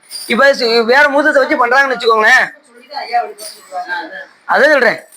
அதுக்கப்புறம் தான் பெட்டியில இருந்து எடுத்து நம்ம பூஜையை பண்ண முடியும். கரசுத்தி அங்கசுத்தி பண்ணணும். அது மாதிரி இது பிராணாயாமம் செஞ்சணும். அதுக்கப்புறம் ஜபம் செய்யணும். செஞ்சுட்டு தான் சாமியை தொட முடியும். ஜபம் பண்ணிட்டு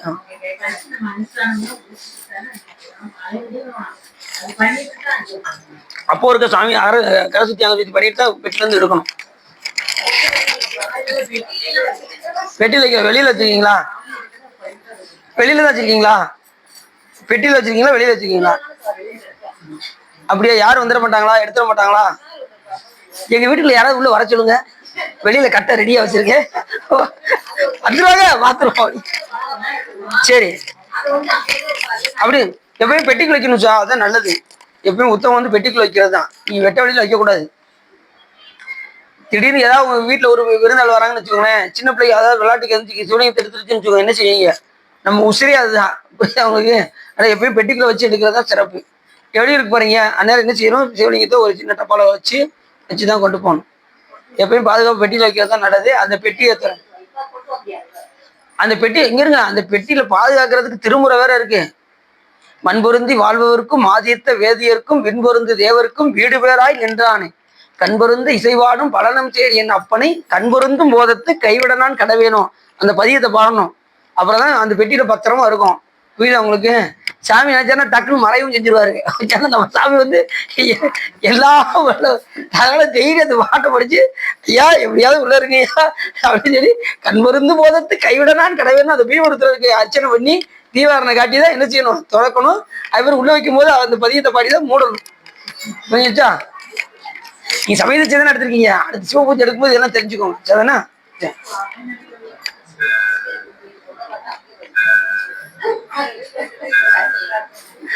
இப்போதைக்கு நான் என்ன பண்றேன், அபிஷேகத்தை பண்றேன், அப்படி தூக்கில வச்சிடறேன். அப்படிங்களா? சரி, அதுக்கு சில முறைகள்லாம் இருக்குன்னு சொல்றேன். என்ன சொல்ல,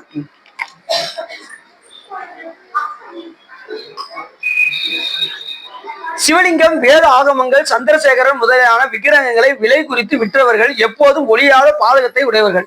யாராவது சிவலிங்கத்தை வித்தாங்கன்னா அவங்க பெரிய பாதகத்துக்குள்ளானவர்களாம். இப்ப சர்வசாதாரண சிவலிங்கத்தை வைக்காங்கல்ல, கிராம் 80 ரூபாங்க, வாங்குறீங்க வாங்குறாங்க அப்படின்றாங்கல்ல. இப்ப நம்ம எல்லாமே ரூபா கொடுத்து தான் வாங்கியிருப்போம். சரி, அப்படி ரூபா கொடுத்து வாங்கினாங்கன்னா பாவமா. சிவலிங்கத்தை ஃப்ரீயா தான் கொடுக்கணுமா, விலைக்கு கொடுக்க கூடாதான். அது மாதிரி எந்த விக்கிரகங்களையுமே இதை கொடுக்க கூடாது. அது சந்திரசேகர் விக்கிரகத்தை சாமி பிறைய அணிஞ்சிருக்காருல, அந்த சந்திரசேகர் விக்கிரகத்தையும் சிவலிங்கம் வேத ஆகமங்கள் முறைப்படி சந்திரசேகர் முதலான விக்கிரகங்களை விலை குறித்து விற்றவர்கள் எப்போதும் ஒளியாத பாதகத்தை உடையவர்கள். அவர்களுக்கு பரிகாரம் ஆகமத்தில் இல்லை. ஆகமே அவங்களுக்கு பரிகாரமே கிடையாதான். விலைக்கு விற்க கூடாதான் சிவலிங்கத்தை. இப்ப நினைச்சு பார்த்தாலே ரொம்ப இதா இருக்கு. நிறைய பேர் சர்வசாதாரணமா ரொம்ப வித்துக்கிட்டு இருக்காங்க. 10,000 கூட 20,000 கூட அப்படிங்காங்க சிவலிங்கத்தை. தொழில் தான், ஆனா மத்தது விற்கலாம், ஆனா சிவலிங்கத்தை விற்க கூடாதான். அது வேற தொழில் கூட பார்த்துக்கலாம். இதை கொடுக்கறது தான் ஃப்ரீயா தான் கொடுக்கணுமா. இல்லைன்னா யாராவது நன்கொடை கொடுத்து அதுல அவங்களுக்கு ஃப்ரீயா செஞ்சு கொடுக்கலாம். அந்த மாதிரி செய்யலாம். நீங்க அடியாருக்கு செஞ்சு கொடுங்க அப்படின்னு சொல்லி யாராவது டொனேட் பண்ணி அதுல கூட இவங்க என்ன செஞ்சிடலாம், செஞ்சு கொடுக்கலாம். ஆனா இவங்க சிவலிங்கத்துக்குன்னு சொல்லி என்ன செய்யக்கூடாது, பணம் வாங்கக்கூடாது. அப்படின்னா அதுக்கு வந்து பரிகாரமே கிடையாதான். புத்தா வேதாந்த தெளிவாய் நிறைந்த உயிருக்கு துறையாகிய பரமசிவனை பக்தியினால் பூசிப்பதல்லாமல் விலை பொருந்தி பூசிக்கும் அவர்கள் சிறப்புடைய வைதிகரானாலும் சைவரானாலும் மற்ற தெளிந்த எவரேயானாலும் அவர்களை பதிதர் என விசாரித்து அவர்களுடன் ஒரு காலும் கூடாது ஒழிக. அப்படி ஏதாவது வித்தாங்கன்னா அவங்க கூட நம்ம என்ன செய்யக்கூடாதான், சேரக்கூடாதான். சேர்ந்தா குற்றமா. அவர் சைவராகவே இருந்தாலும் கூட, வைதிகராக இருந்தவே இருந்தாலும் கூட, அவங்க அது மாதிரி அவங்க துணை புரிந்தவர்களும் சரி, அந்த விற்கிறவங்களும் அந்த விற்கிறவங்க துணை போறவங்களும் 2 பேருமே என்ன செய்ய மாட்டாங்க, அவங்க கூட நம்ம வந்து உறவு வைத்துக் கொள்ளக்கூடாதான். அவர்கள் பிறகு பிறர் ஒருவர் வீட்டில் வந்து பாண்டத்தை தீண்டினால் அதனை கழித்து போடுக.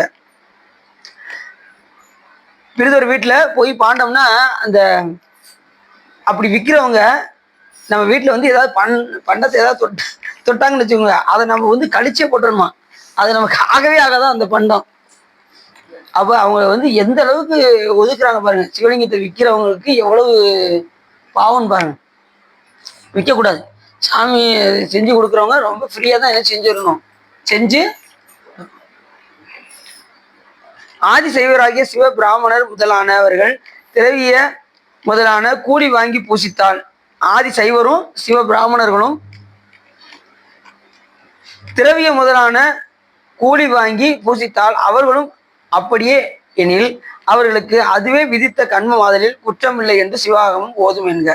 ஆனா ஆதி சைவரும் சிவபிராமணரும் கூலி வாங்கி பூசித்தா, இப்ப நீங்க கோயிலுக்கு போறீங்க, இது தட்டுல ஒண்ணு இது போடுறீங்களா, அவங்களுக்கு வந்து குற்றம் வராதான். புரியுது அவங்களுக்கு? ஆதி சைவருக்கும் சிவபிராமணருக்கும் நீங்க கூலி அதாவது கொடுத்தீங்கன்னா, அவங்க அச்சம் மட்டும் கூலி கொடுத்தீங்கன்னா அவங்களுக்கு என்ன ஆகாது, அவங்களுக்கு குற்றம் ஏறாது, குற்றம் வராதுன்னே சொல்றாரு. ஆனால் அவர்களுக்கு குற்றம் இல்லை என்று சிவ ஆகமங்கள் கூறுகின்றது. அதனாலதான் நம்ம கோயில்ல வந்து அர்ச்சகர்களுக்கு என்ன போடுறோம், சுட்டு போறோம். அது வந்து அவங்கள போய் அவங்களுக்கு வந்து என்ன ஆகாது, குற்றம் அவங்களுக்கு. இவ்வாறு கூறப்பட்ட தேவதைகள் எல்லாரையும் கூலி வாங்கி பூசிப்பவர்கள் இம்மை மறுமை இரண்டையும் இழந்தவர்களா என்று விசாரித்து அவருடன் ஒரு காலம் கூடாதொழிக. அதே மாதிரி இது போன்று எத்தனையோ விக்கிரகங்கள், இந்த தேவர்கள் அவங்களெல்லாம் நீங்க என்ன செய்யக்கூடாது, கூலி கொடுத்து வாங்கி பூசிப்பவர்கள் இரண்டதும் இம்மை மறுமை இரண்டையும் இழந்தவர்கள் என்று விசாரித்து அவருடன் கூடாது ஒழிக. அவர்களோட நம்ம என்ன செய்யக்கூடாதான், அப்படி விற்கிறவங்க கூட நாம சேரக்கூடாது அப்படின்னு சொல்லுது. சாக்கியர் புத்தர்கள் இவருடன் வாதம் செய்யாதவர்களை தீண்டினாலும் ஆகா. தீர்த்த ஜலத்தினால் தானத்தை பண்ணி விபூதி தானம் செய்து 20,000 முறை அகோரத்தை ஜெபிக்க. மறைவரிடத்து வெறுப்பில்லாமல் ஒழுக. அதாவது சாக்கியர் புத்தர்கள் இவருடன் வாதம் செய்யாதவர்களை தீண்டினாலும் ஆகா. அதாவது ஏற்கனவே அதனால தான் ஞானசம்பந்த பெருமான் வந்து புத்தர் சமணர்கள் இவங்களெல்லாம் என்ன செஞ்சாரு, அவங்க பக்கமே சேரவே இல்லை. சிவபெருமான வேண்டான்னு ஒதுக்கி போனவங்க, கடவுள் இல்லைன்னு சொல்றவங்க கூட நம்ம என்ன செய்யக்கூடாது, சேரவே கூடாது. புத்தன் சவன் கழுக்கையர் பொய்கொள்ளா சித்தத்தவர்கள் தெளிந்து தேறின வித்தக நீர் அணிவார் வினைப்பகைக்கு அத்திரம் ஆவன 5 எழுத்துமேனர். புத்தர் சமணர் இவங்கெல்லாம் எதுக்கு வந்தாங்க இங்க உள்ள? இப்ப புத்தர் நிறைய பேர் பார்த்தீங்கன்னா புத்தரை கடவுளான்னு நினைச்சு வணங்கிட்டு இருப்பாங்க. புத்தர் என்ன சொன்னாரு? கடவுள் உண்டுன்னு சொன்னாரா, கடவுள் இல்லைன்னு சொன்னாரா? ஏதாவது ஒண்ணு சொல்லணும்ல. என்ன சொல்லிட்டு போனாரு? ஆசை துன்பத்துக்கு காரணம், இந்த ஒண்ணு சொல்லிட்டு போயிட்டாரு. அவருக்கு ஞானம் வந்துருச்சான். போதி மரத்துல உட்கார்ந்து இருந்தாராம்.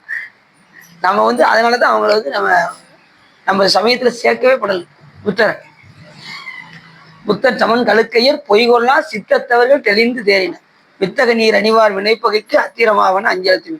சமணரும் அப்படிதான். ஒண்ணு கடவுள் இருக்காருன்னு சொல்லணும், இல்ல இல்லைன்னு சொல்லணும்.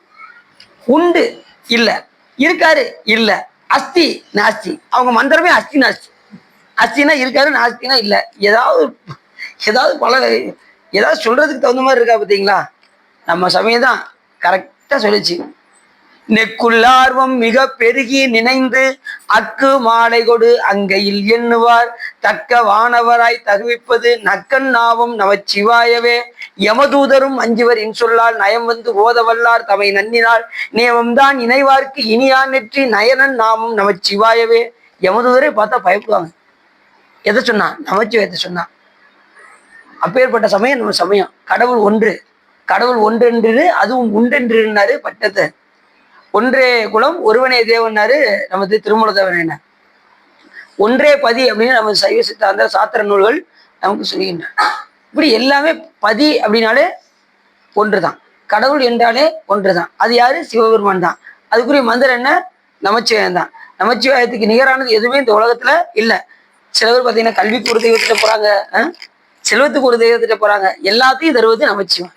நமச்சிவாயவே ஞானமும் கல்வியும், நமச்சிவாயவே நானறி விச்சையும், நமச்சிவாயவே நான் நவின்று ஏத்துவேன், நமச்சிவாயவே நன்னெறி காட்டு. புரிஞ்சுச்சா? இப்படி எல்லாம் தரவல்லது இந்த பஞ்சாட்சரமாகிய நமச்சிவாயம். இலங்கை மன்னன் எடுத்த அடுக்கல் மேல் தலங்கொள் கால்வீரன் சங்கரன் ஊன்றலும் மலங்கி வாய்மொழி செய்தவன் உய்வகை நலங்கொள் நாமும் அமைச்சுவார். எல்லாவற்றுக்கும் மேலாக கண்ணன் இருக்கார்ல, அவரே ஓதக்கூடிய நாமம் என்னது? அமைச்சு. போதன கண்ணனும் அண்ணல் தன் பாதம் தான் முடி நேடிய பண்பராய் யாதும் காண்பரிதாகி அளந்தவர் ஓதும் நாமம். கிருஷ்ணரே ஓதிக்கிட்டு இருக்காராம். எதை? நமச்சிவாயத்தை ஓதிக்கிட்டு இருக்கான். அப்ப நாம எதை ஓதணும்? நமச்சிவாயத்தை நாவில் நவிந்து, அதுவும் காதலாகி கசிந்து ஓதணும். ஓதுவாதவை நன்னறி குவிப்பது வேத நான்கினும் மெய்ப்பொருளாவது நாதன் நாமும் நமச்சிவாய். எவ்வளவு சொல்றாரு பாருங்க. எத்தனை சொல்லணும். இன்னும் பஞ்சாட்சர பதிகமே இருக்கு. அதெல்லாம் எடுத்து நீ என்ன செய்யணும்? தினசரி பஞ்சாட்சர பதிகம் படிக்காம வரக்கூடாது. தினசரி அடியாருக்குரிய பதிகமாக வழங்கக்கூடிய தில்லைவாழந்தன பாடாம வெளியில வரக்கூடாது. சிவபுராணம் பாடாம வெளியில வரக்கூடாது. தோழியன் பாடாம வெளியில வரக்கூடாது. கூட்டுராயனவாறு பாடாம வெளியில வரக்கூடாது. இதெல்லாம் நீங்க ஒண்ணுதான் முதல்ல சொன்னீங்க. இப்ப ரெண்டு நீங்க உனக்கீங்க. இப்ப 10 பதியம் சொல்லிட்டு இருக்கீங்க. எப்படி நாங்க பாடுறது? ஒரு நாளைக்கு 24 மணி நேரம் டயம் இருக்கு. காலையில பூஜையில் எவ்வளவு நேரம் படிப்பீங்களோ பாடுங்க. கேப் எந்த நேரத்துலலாம் கிடைக்குதோ அந்த நேரத்துல ஒரு திருமுறை ஓடிக்கிட்டே இருக்கும். சாப்பிட்ற நேரத்துல ஒரு திருமுறை பாடிட்டு என்ன செய்யுங்க. சாப்பிட்டு முடிச்சுட்டு உட்காரும் போது ஒரு திருமுறைய பாடுங்க. இப்படிதான் அடியனுடைய குருநாதர் சொல்லி கொடுத்தாங்க. சிவபிரகாச தேசிக பரமாச்சாரிய சுவாமிகள் அப்படிதான் சொல்லி கொடுத்தாங்க. இப்படிதான் நம்ம திருமுறை மேல தொடர்பு கொண்டே இருக்க வேண்டும். இல்லைன்னா நமக்கு ரொம்ப நம்ம கீழே போக ஆரம்பிச்சிடும். திருமுறை தொடர்பு இருந்துகிட்டே இருந்தாதான் நம்ம உயர்ந்த இடத்துக்கு நம்மள சுவாமி கொண்டு செலுத்துவார். எப்போ அது பார்த்தாலும் ஏதாவது ஒரு திருமுறை பாடிக்கிட்டே இருக்கணும். சாப்பிடுவதற்கு முன் பின், கழிப்பதற்கு முன் பின், எப்படி திருநீர் பூசுறோமோ திருநீர் பூசுற நேரத்துலலாம் நம்ம ஒரு திருமுறையா பாடிடும். எனக்கு 10 பாட்டு பாடுறதுக்கு டைம் இல்லைங்க. ஒரு பாட்டாவது என்ன செய்யணும்? பாடணும். சிறப்பு. சரி, அதான் இந்த புத்தர் சமன் கழுக்கையர்கள் நமக்கு ஆகாதவர்கள். நிச்சயம் நமக்கு யாரு முக்கியம்? சிவபெருமான் ஒருவர். சாமி எப்படி அதை சொல்றாரு? சாமி நமக்கெல்லாம் நோய் ஈஸியா வந்துடுது. ஏன்னா நம்மளாம் உயிர்கள் தானே. நம்ம பெரும்பாலும் எது வரும்? நோய் தான் வரும். எங்க அதிகமா போவோம்? ஆஸ்பத்திரிக்கு தான் போவோம். அதுதானே போவோம். நிராமய பராபர புராதன பராபு சிவராக வருளின் இராவுமெதிராயது பராயனை புராணன் அமராதிபதியாம் அராமிசைராயன பராயணவராக உருவாம் தராயனை விராயரி பராயினை புராணன் விராயபதியே. யார் பாடுறான்? ஞானசம்பந்தம் பாடுறாரு. எப்படி பாடுறாரு? இந்த பாட்டை பாடுறது கொஞ்சம் கஷ்டமா தான் இருக்கும். நான் பாடுனா ரொம்ப ஆனந்தமா இருக்கும். நிராமய. நிராமயன்னா என்ன அர்த்தம்னா நோய் இல்லாதவன்னு அர்த்தம். நமக்கு நோய் எதுக்கு எடுத்தாலும் நோய். சின்ன தலைவலி தாங்க முடியல, காய்ச்சலை தாங்க முடியல, எதுக்கு எடுத்தாலும் ஆஸ்பத்திரிக்கு, எதுக்கு எடுத்தாலும் மாத்திரை மருந்து, எதுக்கு எடுத்தாலும் ஊசி. சாமி எப்படிப்பட்டவர்? நோயே இல்லாது.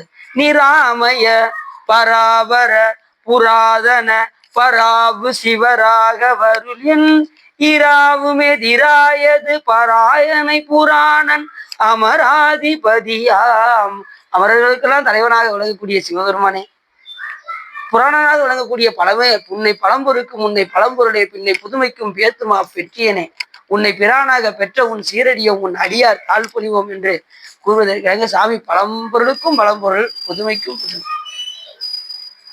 நிராமய பராபர புராதன பராவு. சாமி பராவு சிவன், எல்லாத்துலயும் நீக்கம் வர நிறைந்திருக்கின்ற பெருமான். அப்படி சொல்லிட்டு சொல்றாரு. அராமி செய்யாத இளராய நபராய நவராக உருவம். வராக உருவம் வெடி எடுத்து இந்த இரணியாச்சனை கொன்றாரு. யாரு? திருமால். அந்த பாவம் போவதற்கு பூந்தராயாக விளங்கக்கூடிய சீர்காழியில என்ன செஞ்சாராம்? சிவபூஜை செய்து அந்த பாவத்தில் இருந்து விடுபட்டார் அப்படின்னு ஞானசம்பந்த பெருமான் சொல்றாரு. வராக உருவம். வராக உருவம்னா பன்றி வடிவம் எடுத்து உலகத்தை என்ன செஞ்சாராம்? அந்த கொம்புல அப்படி தூக்குனாராம். உலகத்தை தான் தூக்க முடியும். சாமி எப்படிப்பட்டவர்? அந்த உலகத்துக்கெல்லாம் அப்பாற்பட்டிருக்காரு சாமி. சாமி எல்லாவற்றையும் கடந்தவர். திருமால் ஒரு எல்லைக்கு மேல சாமி திருமாலால என்ன செய்ய முடியாது, போக முடியாது. அது மாதிரி பாதாள உலகத்தை தாண்டி அவரால் போக முடியாது. சாமியோட திருவடி பாதாளத்துக்கு கீழே இருக்கு. பாதாளம் 7னுக்கு அப்பால். பாதாளம் 7னும் கீழ் சொற்கழிவு பாதமலர் போதார் பூனை முடியும் எல்லா பொருள் முடிவே. இந்த உலகத்துல உங்க அறிவை கொண்டு எத்தனை பொருள்களை பார்த்தாலும் அந்த பொருட்களை எல்லாம் கடந்திருப்பார் சிவபெருமான். எல்லா பொருள் முடிவுக்கு அப்பால் இருப்பாரு. உங்க அறிவை கொண்டு இந்த பொருள் உங்க எல்லை எது வரைக்கும் போதோ அந்த எல்லையும் கடந்தவர் சிவபெருமான். அதனாலதான் அவர் முற்றும் வியாபகம், நாம் அடங்கிய வியாபகம். ஒரு சைக்கிள் டியூப்ல எவ்வளவு காத்தடிக்க முடியுமோ அதளவுக்கு தான் நம்மளுடைய வியாபகம். இறைவனுடைய வியாபகம் முற்றிடும். வெளியில காற்று எப்படி பறந்து விரிந்து காணப்படுகின்றதோ அதே போல சிவபெருமானுடைய அறிவும் பறந்து விரிந்து காணப்படும். அது பேரறிவாளன், நாம சிற்றறிவு உடையவர்கள். அதான் உயிர்களுக்கும் இறைவனுக்கும் உள்ள அவர் ஒரு சேர அறிவார், நாம விட்டு விட்டு தான் அறிவோம். நாம ஒரு சேர என்னால என்ன செய்ய முடியாது, நம்மளால அறிய முடியாது. இந்த பாட்டு ரொம்ப அற்புதமா, சூரருலகு நாராயணர் வையோ தாரணி தலம் முரணி. இந்த பாட்டு பாடியிருக்கீங்களா? இப்பதான் நீங்க சொல்லியிருக்கீங்க. இந்த பாட்டை நாங்க வீட்டுல போய் கண்டிப்பா இதை போய் பாக்குறோம் அப்படிங்கிறது நமக்கு தெரியுது. நீங்க போய் பாடுறீங்களான்னு பார்ப்போம். சரி, அப்படி சிவத்திரவியம் ஒருவனுடன் கூடி எடுத்து அனுபவித்தவன் அதில் 4 ஒன்று கூட்டி கொடுக்க, அதனை கூடி எடுத்தவனுடனே கூடினவனும் 8 ஒன்று கூட்டி கொடுக்க, அதனை புத்திபூர்வமாய் எடுத்தவன் அதற்கு அஞ்ச குனிதம் கொடுத்து விரதம் அணித்தித்து அக்குற்றம் போகும்படி அகோர மந்திரத்தை 100,000 முறை ஜெபிக்க. சிவத்திரவியம் ஒருத்தர் கொடுக்குற பாருங்க, புத்தி பூர்வமாக எடுத்தவன் அதில் 5 குனி. அதாவது எப்படின்னா, அடியார்களுக்கெல்லாம் என்ன செய்யணும், இந்த சிவத்திரவியங்கள் கொடுக்கும்போது சாமியை நினைந்து நல்லா தெரிஞ்சுக்கோங்க. விரதம் அதாவது எப்படின்னா, சிவத்திரவியங்களை நம்ம கொடுக்கும்போது எப்படின்னா, தெரியாம அந்த சிவத்திரவியங்களை அபகரிக்கிறாங்கல்ல, தெரியாம திரவியங்களை அபகரிச்சால் அவர்கள் என்ன செய்யணுமா, அந்த சாந்திராயன விரதம் இருக்கணுமா. சாந்திராயன விரதம்னா குறைஞ்சதுல இருந்து கூடுன வரைக்கும், பௌர்ணமியில இருந்து அமாசை வரைக்கும், அமாசையில இருந்து பௌர்ணமி வரைக்கும் கொஞ்சம் கொஞ்சமா உணவு கூட்டி கொஞ்சம் கொஞ்சமா உணவை கம்மி பண்றது. இந்த மாதிரி சாந்திராயணம் அனுட்டித்து அக்குற்றம் போகும்படி அகோர மந்திரத்தை 100,000 முறை ஜெயிக்கணும். சிவ திரவியங்கள் எல்லாம் அபகரித்தவர்களுக்கு இதுதான் தண்டனை. அது தண்டனை கிடையாது, அவர்கள் திருந்துவதற்காக சிவபெருமான் கொடுத்த உபாயம், பரிகாரம். புரிஞ்சிச்சா? சிவ திரவியங்களை என்ன செய்யக்கூடாது, எடுத்து சிலர் பார்த்தீங்கன்னா கோயில போய் எனத்தையாவது தூக்கிட்டு வந்துடுறாங்க. கோயில் மஞ்சப்பொடி மாப்பொடி அது போட்டுச்சுன்னா அதெல்லாம் எடுக்கக்கூடாது. சில பேர் என்ன பண்றாங்க, இன்னொருத்துக்கும் பயப்படுறாங்க. திருநீரை நான் தெரியாம கொண்டு வந்துட்டே சுவா அப்படிங்கிறாங்க. திருநீரை கொண்டு போகலாம், மற்ற எது எந்த இது என்ன செய்யக்கூடாது, எடுத்துட்டு வரக்கூடாது. கோயில்ல இருந்து எந்த பொருளையுமே எடுக்கக்கூடாது. அது மாதிரி தெரியாம நீங்க ஏதாவது நீங்க அங்க இருந்து எடுத்துட்டீங்க அப்படின்னா, இப்ப உங்களுக்கு பூஜைக்கு தேவை மலர்கள் நீங்க பறிக்கிறீங்க அப்படின்னா உண்டியல்ல என்ன செய்யணும், காசு போட்டு தான் நீங்க எடுத்துட்டு வரணும். அது 1 நாள் 2 நாளா பரவாயில்ல, தினசரி என்ன செய்யக்கூடாது, போய் செய்யக்கூடாது. அந்த காரியத்தை செய்யக்கூடாது. ஒரு கிடைக்காத பட்சத்துக்கு ஒரு வழியே இல்லை அப்படிங்கும் போதுதான் நீங்க என்ன செய்யணும், கோயில போய் பறிச்சு அதுல உண்டியல காசை போட்டு நீங்க எடுத்து பூஜை பண்ணணும். முடிஞ்ச அளவுக்கு நீங்க வெளியில பறிப்பது தான் சிறப்பு. கோயிலுக்குள்ள பறிக்கிறது சாமிக்கு மட்டுமே. இப்போ ஒரு கோயில பறிச்சதை மற்றொரு கோயில போய் என்ன செஞ்சிடலாம், கொடுத்துக்கலாம். ஆனா வீட்டுக்கு கொண்டு போக கூடாது. கோயில் உள்ள பொருளை வீட்டுக்கு கொண்டு போக கூடாது. அப்படி பிராமணர் திரவியத்தை எடுத்தவனுடன் கூடி இருந்தவனும் முற்கூறிய ஜபத்தை செய்க. பிராமணர்கிட்ட போய் பிராமணர் இருக்காங்கல்ல, ஐயர்கள் வீட்டுல போய் சிவ திரவியத்தை ஏதாவது ஏற்கனவே சொன்ன மந்திரத்துல இருந்து அப்படியே ரெட்டிப்பாக கூட்டிக்கிற வேண்டியது. அரசன் முதலானோர் நற்கதி அடையும் நிமித்தம் ஆசிரியன் சிவலிங்க பிரதிஷ்டை பண்ணினால் அக்குற்றம் போகும்படி உபவாசியாய் 200,000 முறை ஜெபிக்க. சிவகாமகத்தில் கூறிய முறையை அறியாமல் தீட்சை செய்யும் ஆசிரியனும் உபவாசியாய் 100,000 முறை ஜெபிக்க. அப்பா, எவ்வளவு அவ்வளவு நீங்க சொல்றதுக்கு 1 நாள் முழுக்க உட்காந்து நீங்க ஓம் அகோராயிரம் சொல்லிக்கிட்டே இருக்கணும். அது வரைக்கும் குற்றம் இருந்துகிட்டு. அரசன் முதலானோர் நற்கதி அடையும் நிமித்தமாக ஆசிரியன் சிவலிங்க பிரதிஷ்டை பண்ணினால் அக்குற்றம் போகும்படி. அப்ப என்ன சொல்றாங்கன்னா, அரசன் முதலானோர் அவன் நற்கதி அடைவதற்காக சிவலிங்க பிரதிஷ்டை யார் செய்யக்கூடாது, ஆசிரியன் செய்யக்கூடாது. அதுக்குரியவர்கள்ட்ட தான் போய் என்ன செய்யணும். இப்ப நம்ம ராஜராஜ சோழன் எடுத்துக்கோங்க. அவர் என்ன பண்ணாருன்னா, ஆசிரியன்ட்ட போய் சொல்லல, அவர் தனியா என்ன செஞ்சாரு, சிவலிங்க பிரதிஷ்டை ஒரே கல்லினால் ஆன சிவலிங்கம். அது வடநாட்டுல இருந்து அதை எடுத்துட்டு வந்து அதே மாதிரி ஒரே கல்லினால் செய்த நந்தி. அப்படிதான் அவர் பிரதிஷ்டை பண்ணாரு. அதுலயும் பாத்தீங்கன்னா பிரதிஷ்டை பண்ணும்போது அவருக்கு ஒரு சின்ன ஆணம் வந்துச்சான். யாருக்கு? ராஜராஜ சோழனுக்கு. பாட பெரிய கோயில் நம்ம தான் கட்டியிருக்கோம் அப்படின்னு நான் நினைச்சேன். சாமி கனவுல போய், சாமி நான் கட்டின கோயில் எப்படி இருக்கு சாமி அப்படின்னாராம். இப்பா நீ கட்டினதெல்லாம் உனக்கு ஓகே தான், ஆனா நான் கிழவியோட நிழல்ல நான் சந்தோஷமா இருக்கேன் அப்படின்னாராம். கிழவியின் நிழல்ல நான் சந்தோஷமா இருக்கேன். என்னடா கட்டினது நம்ம கட்டினோம் கோயில், கிழவி நிழல்ல சந்தோஷமா இருக்காரு அப்படிங்கிறாரு அப்படின்ட்டு காலைல எந்திரிச்சதே சரின்ட்டு ஓடினாரு. இந்த வேலை பார்த்துட்டு இருந்தாங்க பாருங்க, அவங்கள கூப்பிட்டு கேட்டாரு, இங்க யாராவது கிழவி யாராவது வந்தாங்களா? அதுவும் அழகிங்கிற கிழவி அப்படின்னாரு சாமி கனவுல. அழகிங்கிற கிழவி நிழல்ல நான் சந்தோஷமா இருக்கேன் அப்படின்னாரா. விறுவிறுன்னு ஓடினாரு. எல்லாத்தையும் போய் கூப்பிட்டு கேட்கிறாரு, இங்க யாராவது ஒரு கிழவி யாரும் வந்தாங்களா? அவங்க எல்லாம் சொன்னாங்க, ஆமாயா வந்தாங்க, ஒரு அம்மா வந்து மோர் கொடுத்தாங்க எல்லாத்துக்கும் அப்படின்னதும், அப்படியே அந்த கிழவியோட வீடு எங்க இருக்கு அப்படின்னு சொல்லி இவர் கேட்டார். அந்த வீட்டுக்கு கூட்டு போனாங்க. கூட்டு போனதும் அரசர் போய் பார்த்தார். ராஜராஜ சோழன் போய், இவன் உனக்கு என்ன நடந்துச்சு அதை மட்டும் எனக்கு கொஞ்சம் விவரிச்சு சொல்லு அப்படின்னாரு. ஐயா இந்த கிளவிட்ட ஒன்றும் இல்லையா, காவலர்கள்லாம் வந்தாங்க, என்கிட்ட ஏதாவது கேட்டாங்க, கோயில் கட்டுறதுக்கு ஏதாவது கேட்டாங்க, என்கிட்ட ஒன்றுமே இல்லை. எனக்கு தெரிஞ்சதெல்லாம் என் வீட்டுக்கு எதுக்கு இந்த இருக்கு வருங்க பாறை இதுதான் இருக்கு, வேற எதுவும் இல்லை அப்படின்னு சொன்னேன். அந்த பாறையை எடுத்துட்டு போயிட்டாங்க காவலர்கள்லாம். அந்த பாறையை எடுத்துட்டு போய் சாமிக்கு மேலே கூரை இருக்கு, இது இருக்கு பாருங்க, வட்ட வடிவத்தில் இருக்கு பார்த்தீங்களா, அதை அந்த கிழவியினுடைய வீட்டுக்கு இருந்த அந்த பாறையை எடுத்துதான் என்ன செஞ்சிருக்காங்க, மேல்கூரையை அமைச்சிருக்காங்க. அதனாலதான் சிவபெருமான் இப்ப சொன்னது கரெக்டா போச்சா, அந்த அழகிங்கிற கிழவியுடைய நிழல்ல சாமியா சந்தோஷமா இருக்கு அப்படின்னாரு.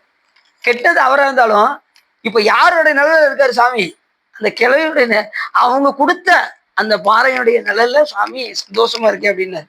அதனாலதான் யாருமே நான் செஞ்சேங்கிற உணர்வு வந்துருச்சுனாலே சிவபெருமான் யார் மூலியமாவது உணர்த்துவார். எந்த காரியம் செஞ்சாலும் நான் செஞ்சேங்கிற உணர்வு வரவே கூட. இப்ப நம்ம எல்லாம் நினைப்போம், 1000 ரூபா கொடுத்துருக்கோம், 1000 ரூபா கொடுத்துருக்கோம், அதை 10 நாள் நினைச்சுக்கிட்டே இருப்போம்.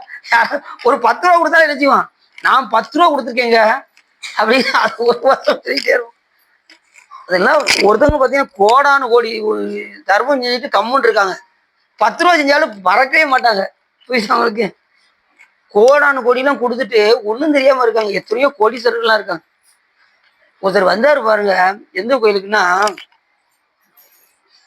இது பெரியகுளத்துக்கு, பெரியகுளத்துக்கு ஒருத்தர் ஒரு கோடீஸ்வரர் வேகமா வந்தாரு, இறங்கினாரு, டக்குன்னு ஒரு 10 கோடி வந்து செக்கு கையெழுத்து போட்டு கோயிலை கொடுத்து அவரோட சர்வசாதாரணமா போறாரு. 10 கோடி.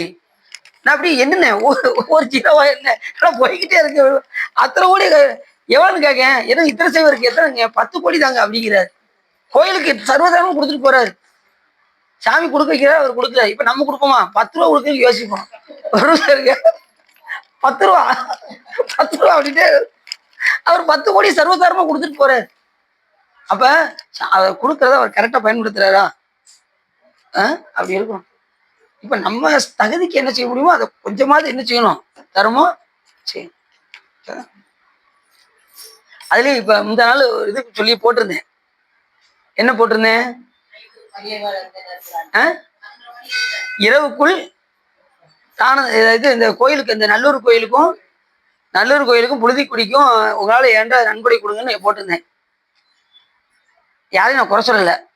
ஆனா வசதி உள்ளவர்கள் எல்லாம் நடத்துச்சுங்க. வசதி உள்ளவர்கள் 100 ரூபா கொடுத்தாங்க. வசதி இல்லாம கடன் பட்டு வாங்கி கொடுத்தவங்க தான் அதிகம். ஓப்பனா சொல்றேன், வசதி இல்லாதவங்க தான் 1000 2000 கொடுத்தாங்க. நீங்க யாரும் இது எங்க போனாலும் போய் சொல்லணும்.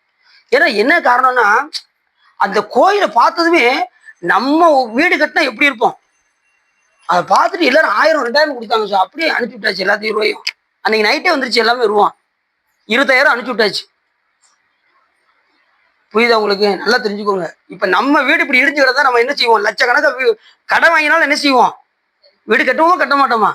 நான் அதுக்கு அந்த கோயிலை வேற போட்டு விட்டேன். இதை பார்த்தாவது கொஞ்சமாவது கூட கொடுத்தாங்கன்னா கொடுப்போமே அப்படின்னு நினைச்சு நான் போட்டு விட்டேன். அந்த கோயிலை முதற்கொண்டு போட்டு விட்டேன். நான் யாரையும் குறை சொல்லல. இனிமே அந்த மாதிரி வந்ததுன்னா கொஞ்சம் நிறைய செய்யுங்கன்னு சொல்ல வரேன். புரியுதா உங்களுக்கு? கோயில் ரொம்ப இடிஞ்சு எப்படி இருக்கு பாத்தீங்களா? பார்க்கலையா? ஸ்டேட்டஸ்ல பாத்தீங்களா? முடிஞ்சு அதை பார்த்து கடை வாங்கி கொடுத்தவங்கன்னா ரொம்ப பெருசுவா. கடை வாங்கி நிறைய பேர் 2000 3000 கொடுத்தாங்க. 25,000 அனுப்பிச்சு விட்டுருக்காங்க. அப்ப எப்படி இருக்கும் பாருங்க. சரி இருந்தாலும் பரவாயில்ல, இனிமேல் வந்து கூடுமான அளவுக்கு நம்ம அந்த கோயில் வந்து நம்ம கோயில் போல புரிஞ்சுச்சா? நான் அதுதான் சரி ஏதாவது கொஞ்சம் இறக்கப்பட்டு கோயில் இப்படி இருக்கே, யாராவது ஒரு 1000 கொடுப்பாங்கன்னு பார்த்தேன். ஆனா இது ரொம்ப கம்மி. இருந்தாலும் பரவாயில்ல, மற்ற மூலியம் வந்துச்சு, அனுப்பிச்சு விட்டாச்சு. இனிமே யாராவது சிவன் கோயில்னு சொன்னா உங்களால முடிஞ்சு கூட கொஞ்சம் கூட கொடுங்க. நல்லா கொடுத்து, நம்ம கோயில் தானே, சிவன் கோயில் யார் கோயில்? நம்ம கோயில் தானே. நம்ம வீடு இருந்தா எப்படி இருப்போம் யோசிச்சு பாருங்க. அது மாதிரி நம்ம நினைக்கிறோம். சரிதானா? இப்ப நம்ம வீடு இடிஞ்சிருச்சு, பின் பக்கம் இடிஞ்சிருச்சு, நீங்க என்ன செய்வீங்க? உடனே உடனே வாங்கி உடனே அந்த இதை கட்டிட மாட்டீங்க. யோசிச்சு பாருங்க. நினைக்கும். சரி, அப்படி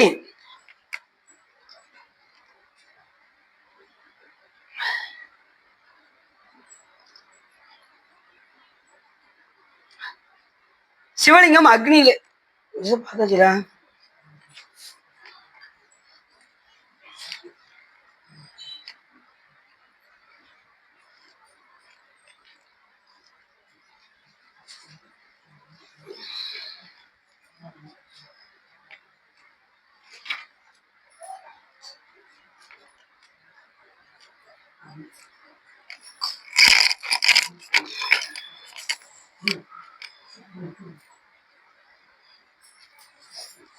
அதாவது மூவகை ஆசிரியர் சொல்றாரு, தீர்த்தனலும் ஈரிடத்து மூவகை ஆசிரியார்னா சைவ ஆகமத்தை இதுவென்று தரிசிப்பிக்கையால் சோதகர் என பெயராயிற்று. சைவ ஆகமத்தை இதுவென்று தரிசிப்பிக்கையால் சோதகர் என்று பெயராயிற்று. மாணக்கர் ஆகம ஆதிகளை போதிக்கையால் போதகர் என பெயராயிற்று. நிர்வாண தீட்சை மாணக்கருக்கு செய்து மோட்சத்தை அடைவிப்பையாகையால் முக்தி கொடுப்போர் என பெயராயிற்று. அதாவது சமயம் விசேடம் நிர்வாணம் என்கின்ற அந்த தீட்சையை பெற்ற மூவகை ஆசிரியர் ஒருவரை ஒருவர் தம் கையினால் அடித்தால், தெரியாம கையினால் அடிச்சிட்டாங்க அப்படின்னா அவர்கள் 600,000 அகோரத்தை ஜெபிக்க.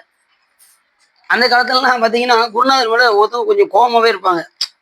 இப்போ வந்து ரொம்ப பவ்யமா இருக்கும். அந்த காலத்துல குருநாதரை வந்து இப்போ அவங்க வந்து அந்த காலத்துல குருநாதர்லாம் எப்படி இருப்பாங்கன்னா தீட்சை உடனே எல்லாம் கொடுத்துட மாட்டாங்க. அவங்க இலக்கணம் படிச்சிருக்கணும், என்ன சித்தாந்தம் தெரிஞ்சிருக்கணும். ஏன்னா இதெல்லாம் தெரிஞ்சுதான் அவங்க என்ன செய்வாங்க, அப்படிதான் கொடுக்கணும். குருநாதரும் இவர் வந்து தகுதி உடையவரான்னு பார்த்துதான் என்ன செய்யணும், தீட்சை கொடுக்கணும். இப்ப நம்ம மடத்துல எடுத்துக்கிட்டீங்கன்னா சைவ சித்தாந்தம் படிச்சவங்களுக்கு தான் தீட்சை, மற்றவங்களுக்கு கிடையாது. நம்ம இருந்தாலும் ஈஸியா போய் நம்ம வாங்கிட்டு கொடுத்துறோம்.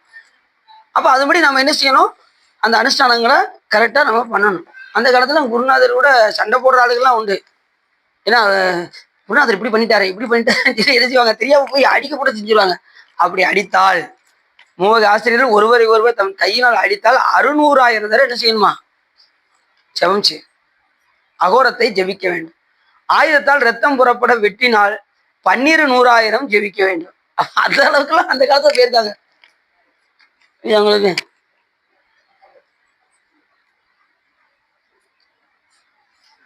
பஞ்ச கமலம் என்னும் மண்டலத்தை வேதிக்கு கொடுத்து அடுத்து ஜெபித்து சிவனுக்கு மகாபிஷேகம் நிவேதனம் செய்து சலந்திராயன முதல ஐவகை சாந்திராயணத்தை அனுஷ்டித்து முடிந்தவாறு ஆசிரியரை பாதத்தில் பணிந்து தமக்குள்ள பொருள் எல்லாம் அவருக்கு கொடுத்து, இதுதான் ரொம்ப முக்கியமானது. நம்ம கிட்ட உள்ள பொருட்கள் எல்லாம் கொண்டு போய் என்ன செய்யணும், குருநாதர்கிட்ட போய் பாத கமலத்துல கொண்டு போய் வைக்கணுமா. இதை ஒருத்தர் செஞ்சாரு, யாருன்னு சொல்லுங்க பார்ப்போம். நான் கரெக்டா சொல்லிட்டேன். மாணிக்கவாசன் குதிரை வாங்க போன அத்தனை பணத்தை எங்க கொண்டு போயிட்டாரு, குருநாதருடைய பாதத்துல கொண்டு வச்சிட்டாரு. எப்படி வச்சாரு பாத்தீங்களா, கொண்டு வந்தாரு, பணத்தை கொண்டு வந்தாரு. முதல்ல குருநாதர் இவர் தானான்னு முதல் டெஸ்ட் பார்த்தாரு. அந்த கையில வச்சிருக்க ஏடு என்னன்னு கேட்டாரு. அது சிவஞான போதம் அப்படின்னாரு சாமி. சிவம் என்றால் என்ன, ஞானம் என்றால் என்ன, போதம் என்றால் என்னன்னு கேட்டாரு. சிவம் என்பது உயர்வற்றது, உயர்வானது, நிலையானதுன்னாரு சாமி. ஞானம் என்றால் என்னன்னு கேட்டாரு. அதை பற்றி அறிவது ஞானம் அப்படின்னாரு. போதம் என்றால் என்னன்னு கேட்டாரு. அதை பற்றி தெளிவது போதம் அப்படின்னாரு. உடனே சாட்சாங்கமா சிவபெருமான் திருவடியில போய் விழுந்தாரு. சாமி 2 திருவடியும் தூக்கி வச்சாரு. அடுத்த நிமிஷம் கொண்டு வந்து பணத்தை முழுவதும் திருவடியில கொண்டு வச்சிட்டாரு. அப்படி வச்சதுனால மாணிக்கவாச பெருமானம் மட்டும் இல்ல, அந்த பணம் கொடுத்த அரிமத்தன பாண்டியனும் சிவபெருமான் விடல. புரியுது உங்களுக்கு?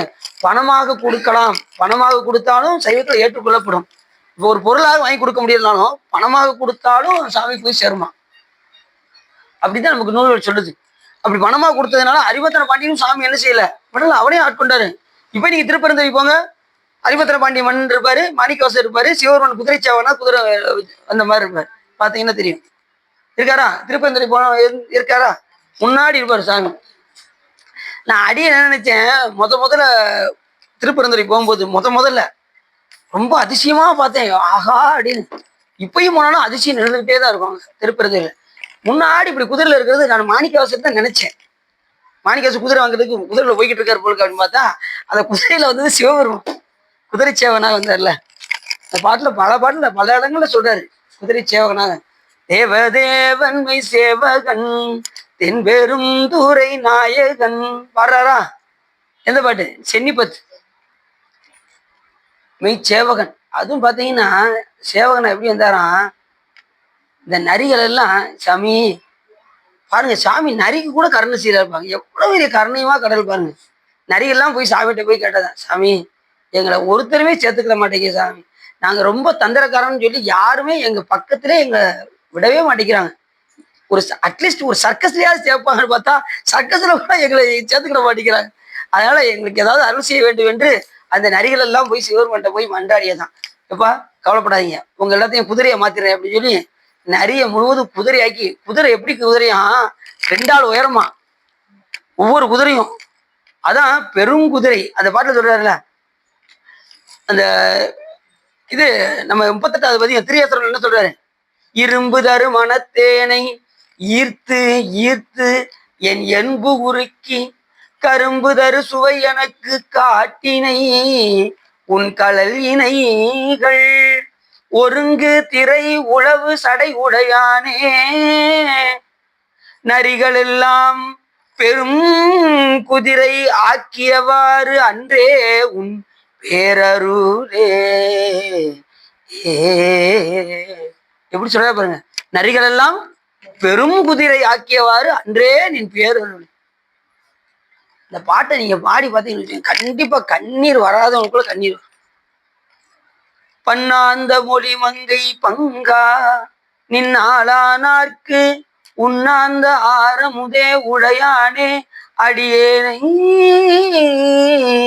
மண்ணாந்த பிறப்பறுத்திட்டு ஆழ்வாய் நீ வா என்ன உன் கண்ணார உய்ந்தவாறு அன்றே உன் கடல் கண்டே. ஆதமிழி யான் பிறப்பு இறப்பு என்னும் அருணரகில் ஆர் தமருமின்றியே அழுந்து வேர்க்கு என்று ஓதமளி நஞ்சுண்ட உடையானே அடியேற்கு உன் பாதமலர் காட்டியவாறு அன்றே எம் பரம்பரனே பச்சைத்தாள் அறவாட்டி படசடையாய் பாதமலர் உச்சத்தாள் பெருமானே உடையானே அடியேனை எச்சத்தாள் சிறு தெய்வம் ஏத்தாதே அச்சோ என் சித்தத்தாறு உய்ந்தவாறு அன்றே உன் திறம் நினைந்தே கற்று அறியேன் கலை ஞானம் கசிந்துருகேன்.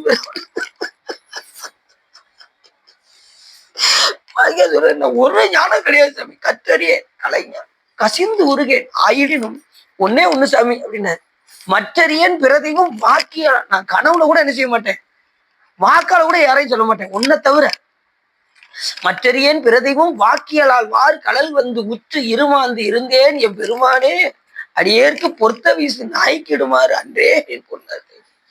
நாயை கொண்டு போய் நடுவீட்டுல வச்சு பட்டாடெல்லாம் சாத்தி பொண்ணு அணிஞ்சு அன்றே நீ பொன்னருளேன்னு நாயை கொண்டு போய் நடுவீட்டுல வச்சு நீங்க என்னதான் சீவி சிங்காரிச்சு அழகு பார்த்து பட்டாடெல்லாம் சாத்தி வச்சாலும் தெருவுல ஒரு நாய் குறைச்சதுன்னு வச்சுக்கோங்க, என்ன செய்யும்?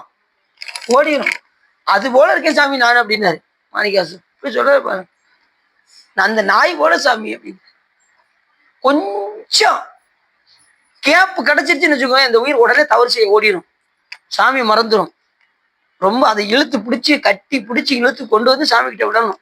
மனது போன போக்குல போயிடக்கூடாது. அதான் நீதி யாவன யாவையும் நினைக்கிறேன் நினைப்பவரோடும் கூட ஏதமை பிறந்து இறந்து உழல்வேன் தன்னை என் அடியான் என்று பாதி மாதோடும் கூடிய பரம்பரை நிரந்தரமாய் என்ற ஆதி ஆண்டு தன் அடியரில் கூட்டி அதிசயம் கண்டாவேன்னு நம்ம மனம் போன போக்குல எல்லாம் என்ன செஞ்சிருவோம், நினைப்பவரோடும் கூட ஏதமே பிறந்து இறந்து உழல்வேன் தன்னை என் அடி எங்க சிவபெருமான் என்னை விடல, என் அடியான் என்னைய ஒரு பொருளா பதிச்சார் அப்படின்னு. என் அடியான் என்று பாதி மாதோடும் கூடிய பரம்பரன் நிரந்தரமாய் நின்ற ஆதி ஆண்டு தன் அடியரில் கூட்டி அதிசயம் கண்டாவேன்னாரு மாணிக்கம். நம்மளெல்லாம் அடியார் நேர்த்திருக்காரு, யோசிச்சு பாருங்க எவ்வளவு பெரிய காரணம். இல்லைன்னா நம்ம என்ன செய்வோம்? நம்ம இங்க வந்திருக்க முடியுமா? இப்படி சொற்பொழிவு கேட்க முடியுமா? சொல்லுங்க. அப்படி ஒவ்வொரு இதுலையும் அதுலயும் அடுத்த பாடத்தினர் பஞ்சாய அடிமடவால் கடைக்கண்ணால் இடர்பட்டு நஞ்சாய துயர்கூற நடுங்குவேன் என் அருளா உயிஞ்சேன் என் பெருமானே உடையானே அடியேனே அஞ்சேல் என்று ஆண்டவாறு என்றே அன்றே என் அம்பலத்து அமுதே அப்படின்னாரு. நான் போகாத பாதையெல்லாம் போய்கிட்டு இருக்கேன் சாமி, அதுல இருந்து என்னை தடுத்து என்னை அஞ்சேல் எங்க சிவபெருமான் என்னை சொன்னாரு அப்படின்னாரு. அஞ்சேல் என்று ஆண்டவாறு அன்றே என் அம்பலத்து அமுதே முத்தானே மூவாத முதல. அதை அடுத்த படுத்தினாரு என்பாலை பிறப்பறுத்திட்டு இமையவருக்கும் அறிய உண்ணா தென்பாலை திருப்பெரும் துறை உரையும் சிவபெருமான் அன்பால் நீ அகம் நகவே புகுந்தருளி அடியேனை ஆட்கொண்டது என்பாலே நோக்கியவாறு அன்றே என் பெருமானே. சாமி எனக்காகவா சாமி திருப்பரந்துள்ள வழியை வந்து உட்கார்ந்து என்னை ஆட்கொண்ட அப்படின்னாரு. என்பாலே நோக்கியவாறு அன்றே என் பெருமானே முத்தானே மூவாத முதலானே முடிவில்லா ஓத்தானே பொருளானே உண்மையுமாய் இன்மையுமாய் பேத்தே நீ ஆண்டவாறு அன்றே என் பெருமானே. மறுவியினிய மலர்பாதம் மனத்தில் வளர்ந்து உள்வுருக தெருவுதோறும் மிக அலறி சிவபெருமான் என்று ஏற்றி பருகியனின் பரங்கருணை தடங்கடலில் படிவு ஆமாறு அருள் எனக்கு இங்கு இடைமருது இடம் கொண்ட அம்மானே நானே யோதவம் செய்தேன். இதுதான் ரொம்ப முக்கியமான பாட்டு. சிவாய நமயன பெற்றே தேனாய் மூதமுமாய் தித்திக்கும் சிவபெருமான் குருவா வந்துட்டே சாமி என்னை சிவாய நம என்று இந்த மந்திரத்தை சொல்லி என்னை உபதேசம் செய்தாயே அப்படிங்கிற அந்த அளவுக்கு உருகி உருகி பாடுறாரு. திருவாசத்தெல்லாம் பாடும்போது உருகி உருகி பாடணும். ஏதோ அவசரத்துக்கு நம்ம பாடுறோம் முற்றுவதில் 2 மணிக்குள்ள முடிக்கணுங்க, 1 மணிக்குள்ள முடிக்கணும் இருந்தாலும் சில நேரத்தில் 12 கூட முடிச்சிடும் அப்படி ஓடிக்கிட்டு. இருந்தாலும் நீங்க தனியா பாடும்போது நல்லா உருகி உருகி என்ன செய்யணும்.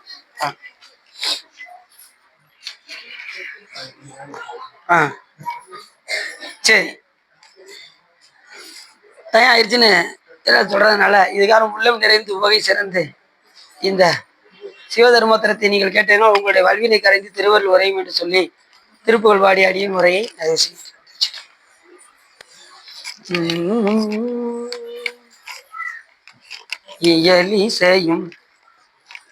இயலிசையும் ருசித வங்கி கயர்வாகி இரவு பகல் மனது சிந்தி உழலாதே உயர்கருணை புரியும் இன்ப கடல் மூழ்கி உனையனதுள் அறியும் அன்பை தருவாயே மயல் தகர்கள் இடையறந்த தினை காவல் வனசகுர மகளை வந்தி தனைவோனே கைலை மலை அணைய செந்தில் பதிவாழ்வே கரிமுகவன் இளைய கந்த பெருமாளே உனையனதுள் அறியும் அன்பை தருவாயே.